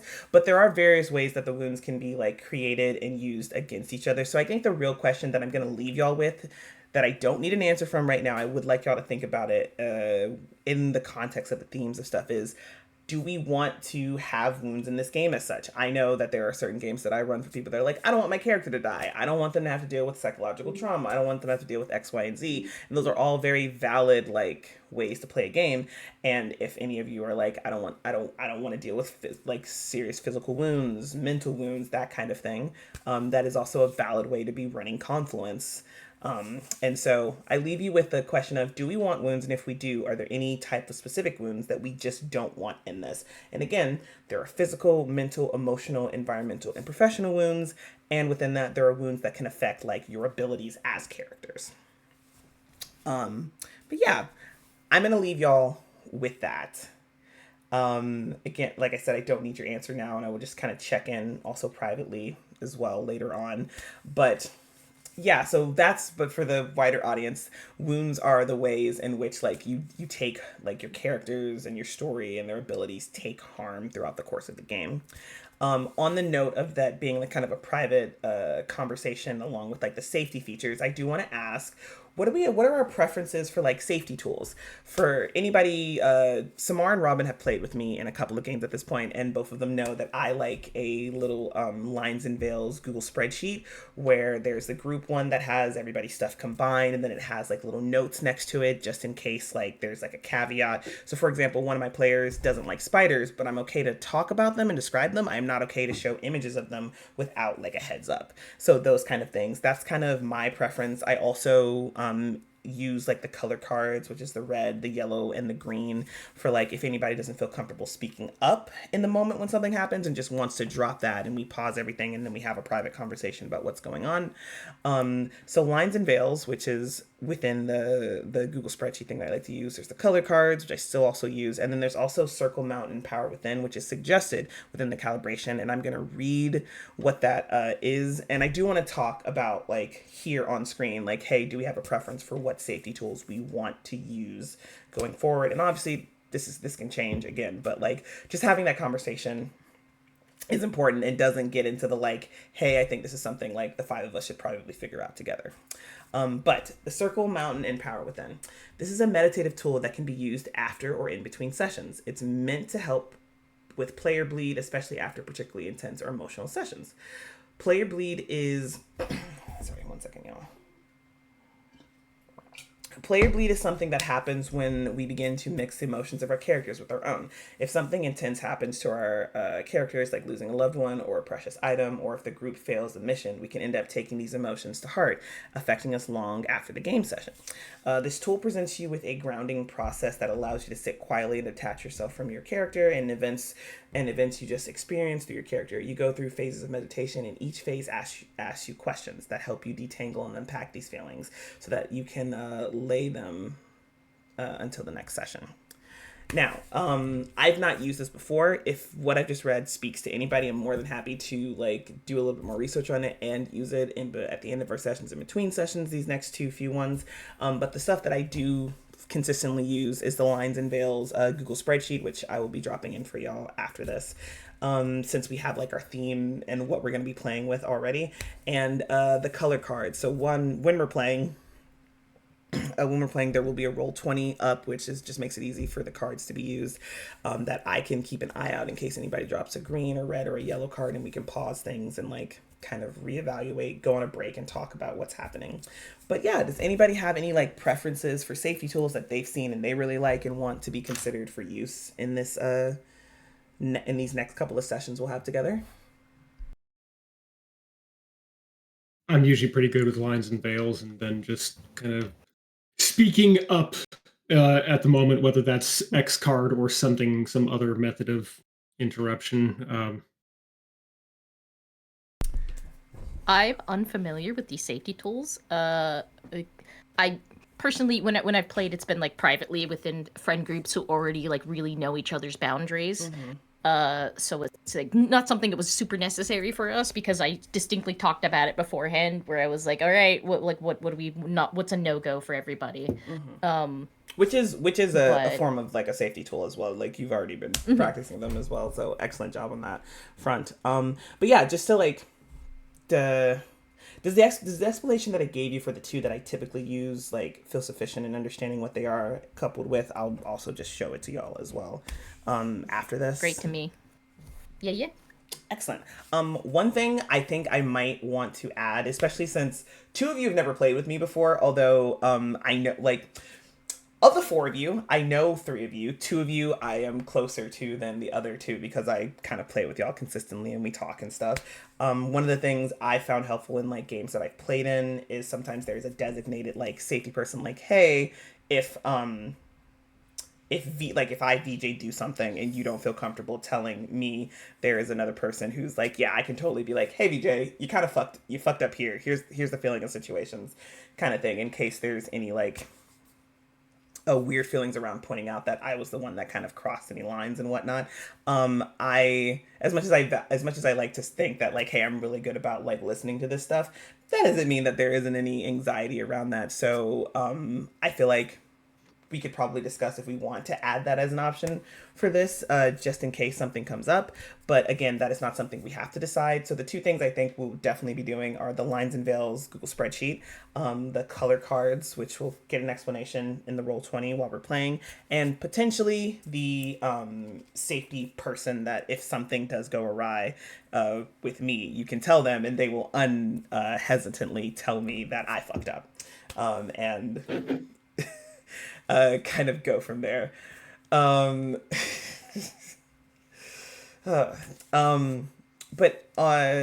But that kind of concludes like this conversation of the safety tools and like this kind of harm section for calibration. It can go longer, but again, like the calibration says, everything doesn't have to be done in here, and I personally think some things are better off in like done in private when it comes to stream games, so everybody's feeling comfortable and whatnot and having those conversations. And with that, we're gonna move over to like our second to last section for this particular session, and that is going to be the group sheet. Now, the group sheet, again, there are a number of forms that have been created for like player sheets, the focuses, the group sheet, so you have this information. Like I said, I like taking notes and then dumping them in later because that just feels good to my brain. But the group sheet is kind of where we come together and we ask a bunch of questions about what's going on with our group, right? And we decide some things. Now, I'm going to ask these questions. If we don't have the answers to them, that's fine. We're going to have the answers to them by the time we like play on the 23rd. And it's just going to be me starting to ask these questions, and maybe y'all talk about it here or we talk about it later. So there's no wrong way to handle this, right? But with the group sheets. So in the group sheet, typically at this point, we would already have the theme.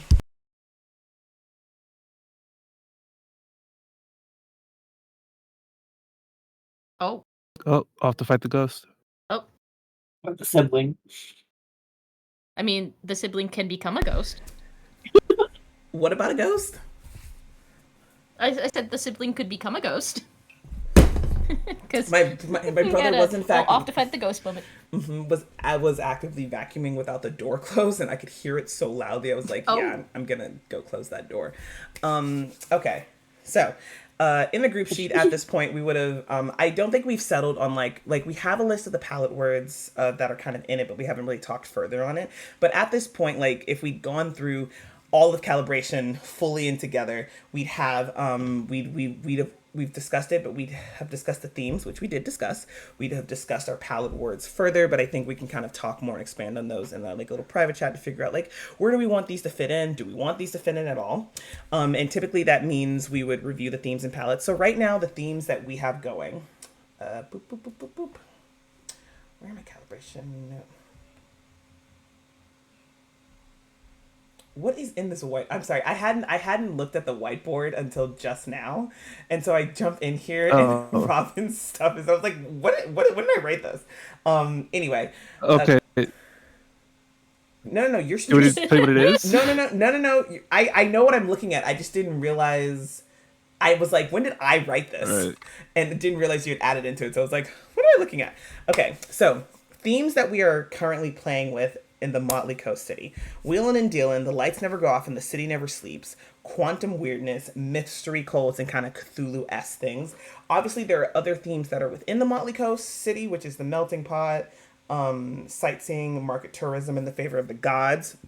And we can decide if we want any of that to play a part. But the main ones that we've kind of got going are Wheelin' and dealing, the lights never go out and the city never sleeps, quantum weirdness, mystery cults, and like Cthulhu-esque nonsense. So that's kind of what's going on there. Within the like Motley Coast, the palette words are famous, elegant, and iridescent. We're going to have a further conversation. Well, first, are we still good with the themes? Do they still fit after the conversations we've been having and the characters we've been making? I think the answer is yes. But what about the rest of y'all? Yes. Yeah. Well, now that you mention it, yeah. Yeah. I like the idea of just keep shoving this farmer into places he does not want to be in, and it starts to get really weird. No, I need to say this as well, because I wasn't able to like really commit. He's so nonchalant. Like he's like, all right, yeah. He just doesn't understand what's happening. I guess He I'm sees here now. Cthulhu and he's like, wow, okay, yeah. right. Can't I've seen bigger. yeah, can't deal with any That- sanity or emotional or mental wounds. Just like, huh, okay. Like, yeah, no, my brain can't comprehend that. That's Yeah, I am not a guy. I'm not a Uh, homie to I'm not- comprehend. So That's not my bag. You know. himbo Sorry, think status I'm not about saves comprehension. You from I don't Cthulhu. comprehend most things, so you're not special. That's not a tree. I don't know that. I don't know what this is, so I'm just not gonna comprehend it. Hey, I don't know this. That's not my job to know. I don't care to know. Sure, someone else there more qualified will know this. Why are you screaming? Okay, so the themes are Why are fine. you screaming? The themes are fine. On the note of the palette, so right now we have famous, elegant, and iridescent. Do we like just to talk about a little bit? Do we feel like any of those three have a place within the story that we're going to be telling? Like right off, like I know I said initially, I'm not sure where they would fit, but I'm also thinking like mystery cults. Oh, what if there is a famous person that's involved in it? You know, like somebody off of the radio or something, and they're like you see them and something wild has happened, and now you're like, I recognize you, motherfucker, kind of vibes. Or elegant. I think there is a very serious horror in like I think there is an elegance within horror, right? Like there's a way to like kind of showcase that even within the like Cthulhu-esque aspects that just makes it even more horrifying. And iridescent, I mean, you can apply that to good or bad things, but any thoughts on kind of where those three words kind of sit within the themes that we're doing, which as a reminder again are wheeling and dealing. I thought I could do it off the top of my head. The lights never go off and the city never sleeps. Quantum weirdness, mystery cults. I think it fits for a lot of reasons. Like one, the contrast for that sort of the elegant, the iridescent. I think very glitz, glamour, high society, a lot of that stuff, which is usually going to exist in that contrast. Especially like what I've been thinking about, like the seedy underground. You have that beautiful facade that's really just hiding everything that's so wrong. You've got the people that are in that high society type thing, but they're wheeling and dealing, and they're doing clandestine things that they shouldn't. It's a little Tim Burton Batman. Like, yeah, it's dark and gothic, but it's also bright and neon at the same time. Mm-hmm. Like you've got that juxtaposition between the beauty and the terrible. I feel like that is kind of like a staple almost of like Cthulhu-esque horror, is like there's like this backdrop of like elegance and beauty and like high society and like just shiny, and then just the deep dark opposite of just like something horrifying and unfathomable. And also just like what it takes, and I feel like it's like what it takes to maintain something that is elegant and shiny and perfect behind the scenes is like especially bad. if like according to the atlas and like stuff that I was reading, especially if they don't really deal with money, it also like begs the question like what makes you rich in this society? What makes you like wealthy and affluent? Yeah. Like what causes you to be more powerful? Like, and also, like, what would you do to get your goals? AKA, like, what would you do for a Klondike bar? No, that's such a good question. Like, what makes somebody wealthy and famous in a society that's, like, all based on bartering? What is the power in a post-scarcity economy? Like, okay, yeah, that's actually a terrifying fucking question. That's so interesting. I mean, also, those words just work so well for the character I've made. So. Yeah, I was thinking about your character, like the concept of elegance, and I was like, well, what makes something like elegant in a society where bartering is king? Just yeah. This is gonna be fun. I'm actually as we continue talking about this, I'm very excited for what we're gonna get into. But okay, so hold on one second, folks. Back to my notes. Okay, so. We they still fit. We've got them written down. They'll go in the group sheet afterwards. So then we have kind of 4 questions to think about, right? And I'm going to read them all off. What is your group's core concept? Like, why are they working together? What connects them all together? That's those two are kind of the sub questions to like give you a feel. What historical connections are between you? Maybe you got like if y'all have been a group together, like what are some things that have happened to you? How and when did you meet? Are your relationships friend-shaped, professional, cordial, or competitive? Where is your group? What are they doing? So we already know where the group is. They're in the Motley Coast city. You're regardless of what y'all decide, when the session starts, you will be together in one way or the other. So whatever you decide, like how your group is formed, if it's formed at all at this point, you will all be together. The question is, what are you going to be doing in that area, which we can figure out together. Like more than what city they are in, where exactly will they be at the start of the game? Talk about that. What are they attempting to achieve right now? What goals do they have? And then finally, how do you work as a team? Do you have set roles like leader, healer, or face? Do you work equitably or with a hierarchy? How do your skills work together, kind of thing? Again, these are questions that I think we'll also have to like expand on over the next week or so. But any thoughts immediately on those 4 questions, which are again, what is your group's core concept? What historical connections are between you?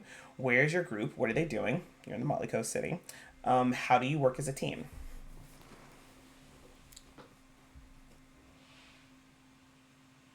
Also, if you don't have answers, we can move on from this section as well. Because again, as Calibration says, not everything has to happen in Calibration. I think in regards to how do you work as a team, I think like the characters sort of like based on the concepts sort of like fall. Before you ask that, are y'all a team at this point? That's my like. What are your thoughts on actually being a team at this point? Like when the story starts, do y'all know each other? Do all of you know each other? Do you have acquaintances with each other? Are you teams? Are you 4 people that have just been thrust upon each other because of a situation? We have bonds, right? I mean, yeah, you do make with each other. Yes, you okay. So here's the thing. There are bonds. So like the next kind of section of this is talking about like the bonds that you make with each other, right? There's like the mechanizing the group sheet, which is including the bonds. However, again, descriptive, not prescriptive. So if y'all decided, hey, we don't know each other, you don't have to do those bonds, which is why I'm asking, like, are you definitely a group? Are you just getting thrown into some horror together? So like, what are your feelings and vibes on that? So what I was thinking is, do we have like, can we create a reason between any of our character concepts to already have an existing relationship? Because it can be a mixture of some of us getting thrust together, some of us already knowing each other. Because like the 2 mouse people obviously have very compatible and complementary skill sets. Yeah, no, like there is no wrong configuration. The other 2 of you, like, can we? Yeah. So like, it's really does anybody have ideas of how we would? I mean, I personally would not have any problems with like some characters having connections and others being like thrust into this. I mean, like, I feel like my character probably, like, I mean, it's probably being thrust into a situation because I think the way this is going is probably very different from their usual day to day. I'm also totally open to them knowing other characters, but I feel like the situation and the like working together. Do you feel like your character is kind of famous? Probably a little at least, or at least the group that they're part of is. Like, I think, just thinking about my character, I do think if you're, like, really into, like, trinkets and shiny things, like, she would obviously be very, like, I want that thing, I wanna, gimme, like, what do you want for it? Like, that would be, like, a good way, but if you're already famous, too, that would also be, like, a good way to do it. That would be fun, yeah. Yeah, I do think my character's very colorful and sparkly. See shiny, want shiny. And then me and Seacow could already just be, like, traveling together for reasons we couldn't get into. And then I'm just trying to figure out, like, Mr. Farmer Man, hey, we need a strong guy. You look strong. Come with us. Wrong place, wrong time. Yeah, Robin, how are you feeling about that? Wrong place, wrong time. Like, since VJ, like, mentioned the idea of, like, I also like the thinking, like, it would also be very funny if at the inciting incident of all this, my guy was just there but like you three had like connections with each other. But my guy is just he's just there, wrong place, wrong time. He witnessed the horrors, Oh, but didn't want to. yeah, he was like not necessarily like that's like to diminish like any sort of like potential bond like in regards to but it's also like really funny to like think because thinking of my guy like he is someone that would just immediately be like, oh, this is fucked up, oh, these people need immediate help, yeah, sure, and would just like he would drop what he's Guess just I'm to like here help now. like a random group Yeah, of strangers that out. something's going on, and we all see the biggest, buffest man, and we're like, "You help!" Huh? Oh yeah, hold on, let me grab this door. This Put door. that long down and come help us. I like you. We're having soft tacos later. Have a taco plant. Okay, that's hilarious. I like that. Okay, so right now the thoughts are our two mouse folk.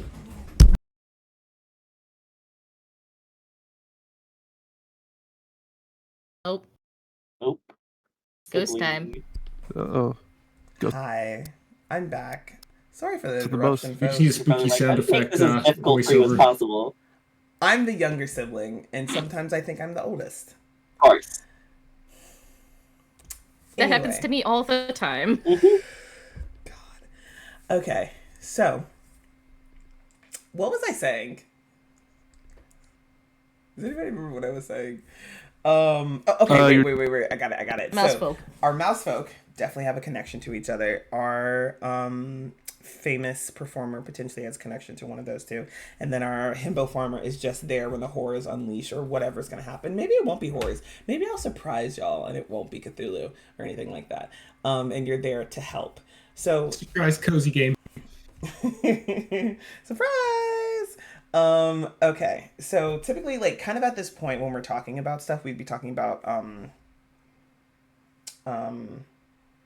so sorry, 1 second, folks.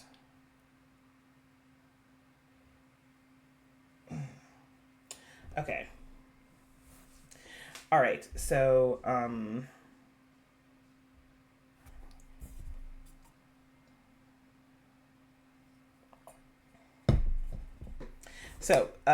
they're kind of like after you talk about the like questions for your group, there's the group traits section, which traits are found throughout the mechanics and areas focuses and here in groups. Group traits are like specialities. They give you mechanics you can use together that range in complexity. For tables who are playing comps for the first time, we suggest making just one trait to start using mechanics you already understand.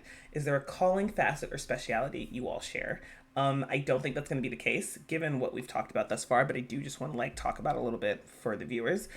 Is there a particular collective action your group might engage in that could give you a token?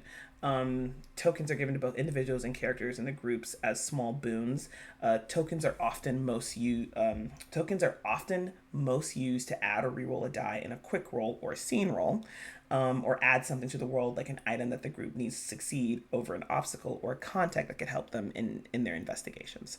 Do you have a shared location like a secret hideout, home base, or coffee shop you own together? Again, given this information, probably not, since this is like about your group as a whole and not just like your individual or couple or two connected homies. Do you have a shared skill like telepathy, a secret language, always knowing when one of you is in trouble or always knowing each other's location? Now, I think this, even though we've kind of decided that like, hey, the bonds of the group are going to be kind of like, they're not going to be all cohesive and together. Because again, we are playing with the horrors. If it's decided like, hey, there is something that we all do have in common that we didn't realize until now, that's also one way to add like actions and group traits in here, which again is going to be like a conversation that we're going to like have further between now and next Saturday, of course. But that's just kind of like one part of that as well. But typically like around this moment as well, you'd be talking about your kind of bonds together, which just to kind of go over an example of some of them. So there are prompts for bonds. So blank and blank are what? Friends, lovers, siblings, distant, close, rivals. Blank taught blank to fish, sail, still, kill, open up, survive. Like you would at this point, at certain if we were going through this all the way, it's kind of be at this point where we'd be like, hey, so Robin's character is friends with my other character. Mad Cat's character worries that Samar's character doesn't really love them, like that kind of thing. And so not quite. How could you? So not quite as useful in this situation. Like some of y'all will have bonds, some of y'all will not. But that's typically kind of what goes on when we're in this like building the group out. But again, we'll expand on what exactly whose connections look like what for those of you that are connected. The next and kind of actually last section of this calibration for us on screen is talking about focuses, right? And focuses are kind of our most basic story elements. They are NPCs that are important to you in the group, locations you frequent, important events, interesting items that hold significance to your characters, and common goals you share. Your characters can interact with these different elements to impact or color the story that you're currently weaving together. The easiest and most difficult part of a focus is that they can really be anything. So a focus includes like the cards for it includes a focus name, a description, and some traits. Traits are very short, concise pieces of the narrative mechanics that tell players how they can interact with these things. They can be the focuses can be, like I said, anything. There's an example for and I'm going to read this for like a focus that is an NPC, but a focus can be an item, a location, technically an ideal that we're kind of interacting with the story element. We only need like 2 to 3 focuses like in general, and I think I'll give like an example and then we can talk about like, hey, do we have any thoughts on what a focus could be? We'll start it here, but we'll flesh it out over the course of the next week. But just to talk about the like NPC focus. So there is Clisty Marie, she, they pronouns. The character is a ruthless leader of the Marie Enterprise, a company of poachers, black market. Skywell parts are the bread and butter of the Marie Enterprises, but they also look for other illegal or hard to find valuables that may be able to trade up for parts. Sapphic sweetheart. Clisty has a soft spot for pretty ladies, especially those who enjoy a frightening story. She's likely to let secrets slip to impress them at any cost. Skywell parts are worth their weight in salt, and Clisty is willing to do anything to get their hands on them. For example, one of Clisty's most common cons is tricking unsuspecting tourists into helping her poach by claiming a friend desperately needs the Skywell's healing touch and take down the trade network. She's never forgiven the trade network, her sworn rivals, for her sister starving after their family was blacklisted. They will throw caution to the wind to get vengeance. So that's kind of like, so when we build out the focus, we give these kind of like we answer like a couple of questions to be like, hey, what is the crux, the meat of the focus? And then in building that out, it gives us ways in which we can enter this player, this location, this item can be introduced into the story, and then kind of y'all interact with it there. So my question here for y'all in this moment, do y'all have any thoughts on what a focus could be in this moment right now? If the answer is no, that's fine. We're going to talk about it more, and it will also probably be easier and more apparent after like reading up on the Motley like Coast City as well, and be like, hey, here's actually this. Any thoughts on what the focus could be for like these themes that we're playing into it? But any thoughts thus far? My first thought could be a mutual friend. It could explain how some very different folks have a common meeting ground. I was also thinking, like if we're doing the Untold Horrors, it could just be maybe they were going to the same location for different reasons, but then, oh no, something happened, and now we have to do a thing about it. Was also an idea that popped into my head where it's like, you know, it could be a famous marketplace, you know, because you could find all kinds of things at a marketplace. You could find farm goods, but also shiny things at the marketplace as well. Yeah, I had like the same thought of like a place, like a market or something, where it could explain everybody being there at one time for different things. But yeah, or like a if it's like a place where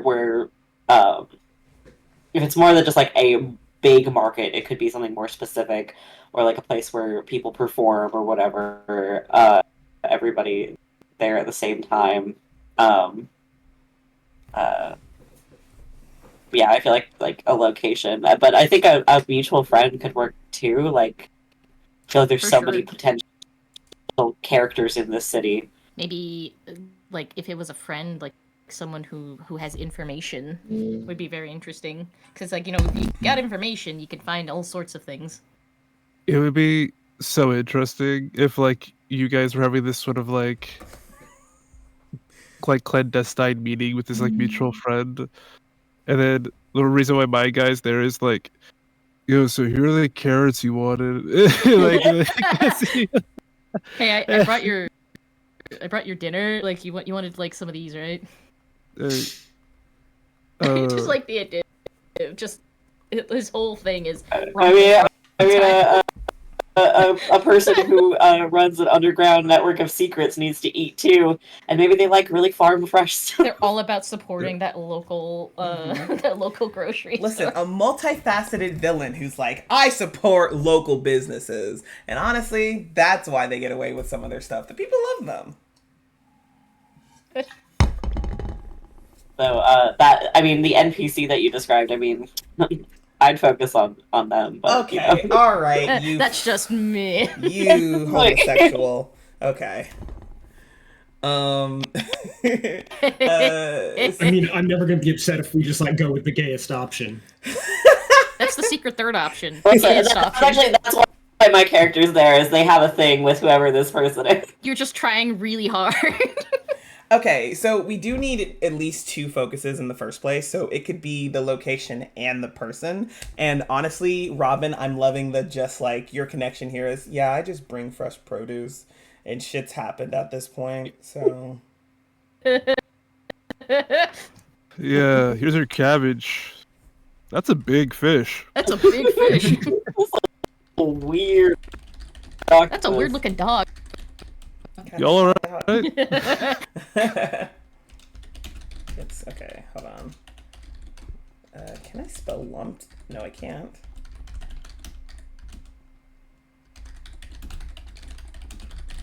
Also, just like thinking about like their look, and I was just thinking like I was just thinking like blue overalls, just like classic like blue overalls, and like think like a plaid sweater underneath, and like a blonde afro that also covered like his eyes. The himbo with the eyes covered. I love Oh my god, him. he doesn't need to see to farm. It's If very I can't see it, One it doesn't Piece exist. coded of a character, which I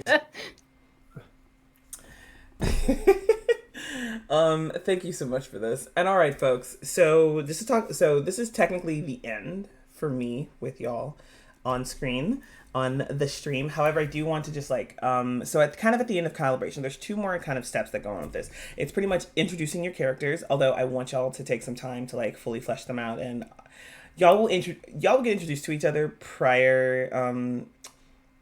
Typically it's introducing your characters. We'll figure out if we want to introduce prior to the game or introduce like fully right then and there on stream. That'll be up to y'all, but we'll talk about that later. And there's kind of more questions like, what is their name? Do they have a title, like a moniker or anything like that? Like, what do they look like? Like that kind of thing. Like the further questions that like we would be telling each other if we were like, yeah, we've been with a group with each other for a while now. And here's all of that information.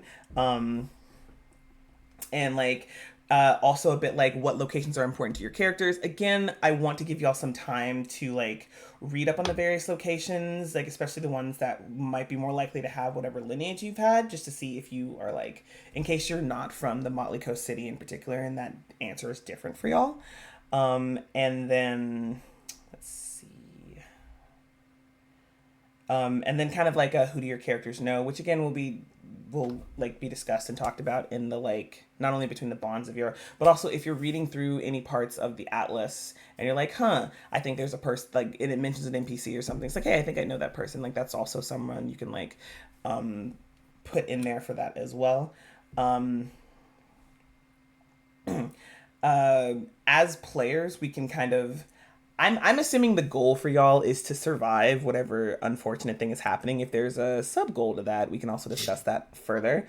And then finally, like the last bits of calibration talks about confluxes, and confluxes are essentially the bizarre phenomenon that are unique to Ajurea, and this is where like the pulling and pushing of things happens. Like it was mentioned previously that things like people, ideas, buildings, creatures get pulled in from other places, which is why I think this is like kind of the perfect like multiversal system of like, ooh, what if I want a like flat screen plasma TV or something from Earth? Okay, it got pulled in. And then sometimes stuff gets pushed out of here into other places as well. So like that thing can kind of happen. And typically you're asking like the players, like, do you have a problem if something gets pulled or pushed in or out during the course of this? And I'm asking it to y'all right now. Thank you so much for the gifted sub. It's deeply appreciated. Clown from the Crypt. Congratulations, Graham, for that as well. But It was me. It was me. Oh, that's you? I did it. Aw, thank you. That's me. Aw, that's really appreciated. Thank you so much. And so I don't need y'all to answer right now, but I am bringing it up because the pushing and pulling of things could, like, the pulling of things could include anything that could, like, kind of make the next two sessions more dangerous for you. And the pushing of things could include yourself, right? I could push y'all out of this story at some point in the next two sessions. So I really want y'all to think if you're okay with Confluxes being a part of the story we're going to be telling, and to what degree of that. Like, are you okay if at the end of this, even if you do survive, I push you somewhere that means you didn't quite win, you got sent somewhere worse, and that's the end of things. But again, that is a question that I'm asking you to think about before we like go forward, and not have to answer right now. And Yes. I Yes. thought about it. Yes. Yeah, sure. Yeah. Okay, well, folks. Imagine like a chaos mouse with access to the internet, though. Also, Right? I feel like Robin. Robin, is your farmer just a guy who's like him and his farm just got pulled in? He was just like, well, I'm here now. Oh, he's just a guy. Just from a completely separate like thing. It was Super like, normal place. That's why we come here. We heard about just this guy who's like, hey, what's going on? that's how I get into the story. I get pulled in right when you guys get the exciting incident. Oh. And you're like, well, I Okay. guess you're important. Stick with us. That would be so And you're like, funny. can I go home now? We're We got and- isekai.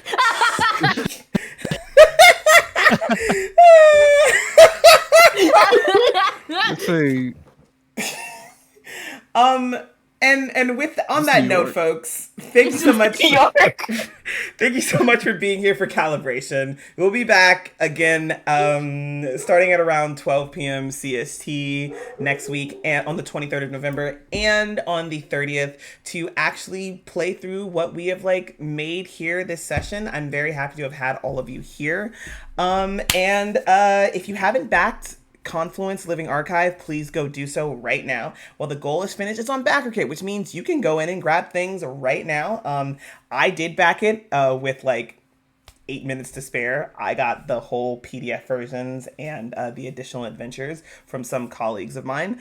And because they've hit some of their stretch goals, you get a fun, funky little comic from none other than our wonderful artist, Shan Binion, which I've had the pleasure of seeing a bunch of things for that. Of Shan's art. I haven't seen the comic. Let me make that clear. I realized I said that and I was like, oh god, I promise Shan's not showing me NDA stuff. I've seen a bunch of Shan's work, so it's gonna be a great comic. You will very much enjoy it.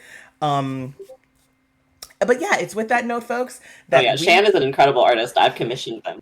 Shan, the work, mwah. Chef's kiss. I was gonna say French kiss. I don't know why I was about to say that. But French kiss. whoa. So That's excited.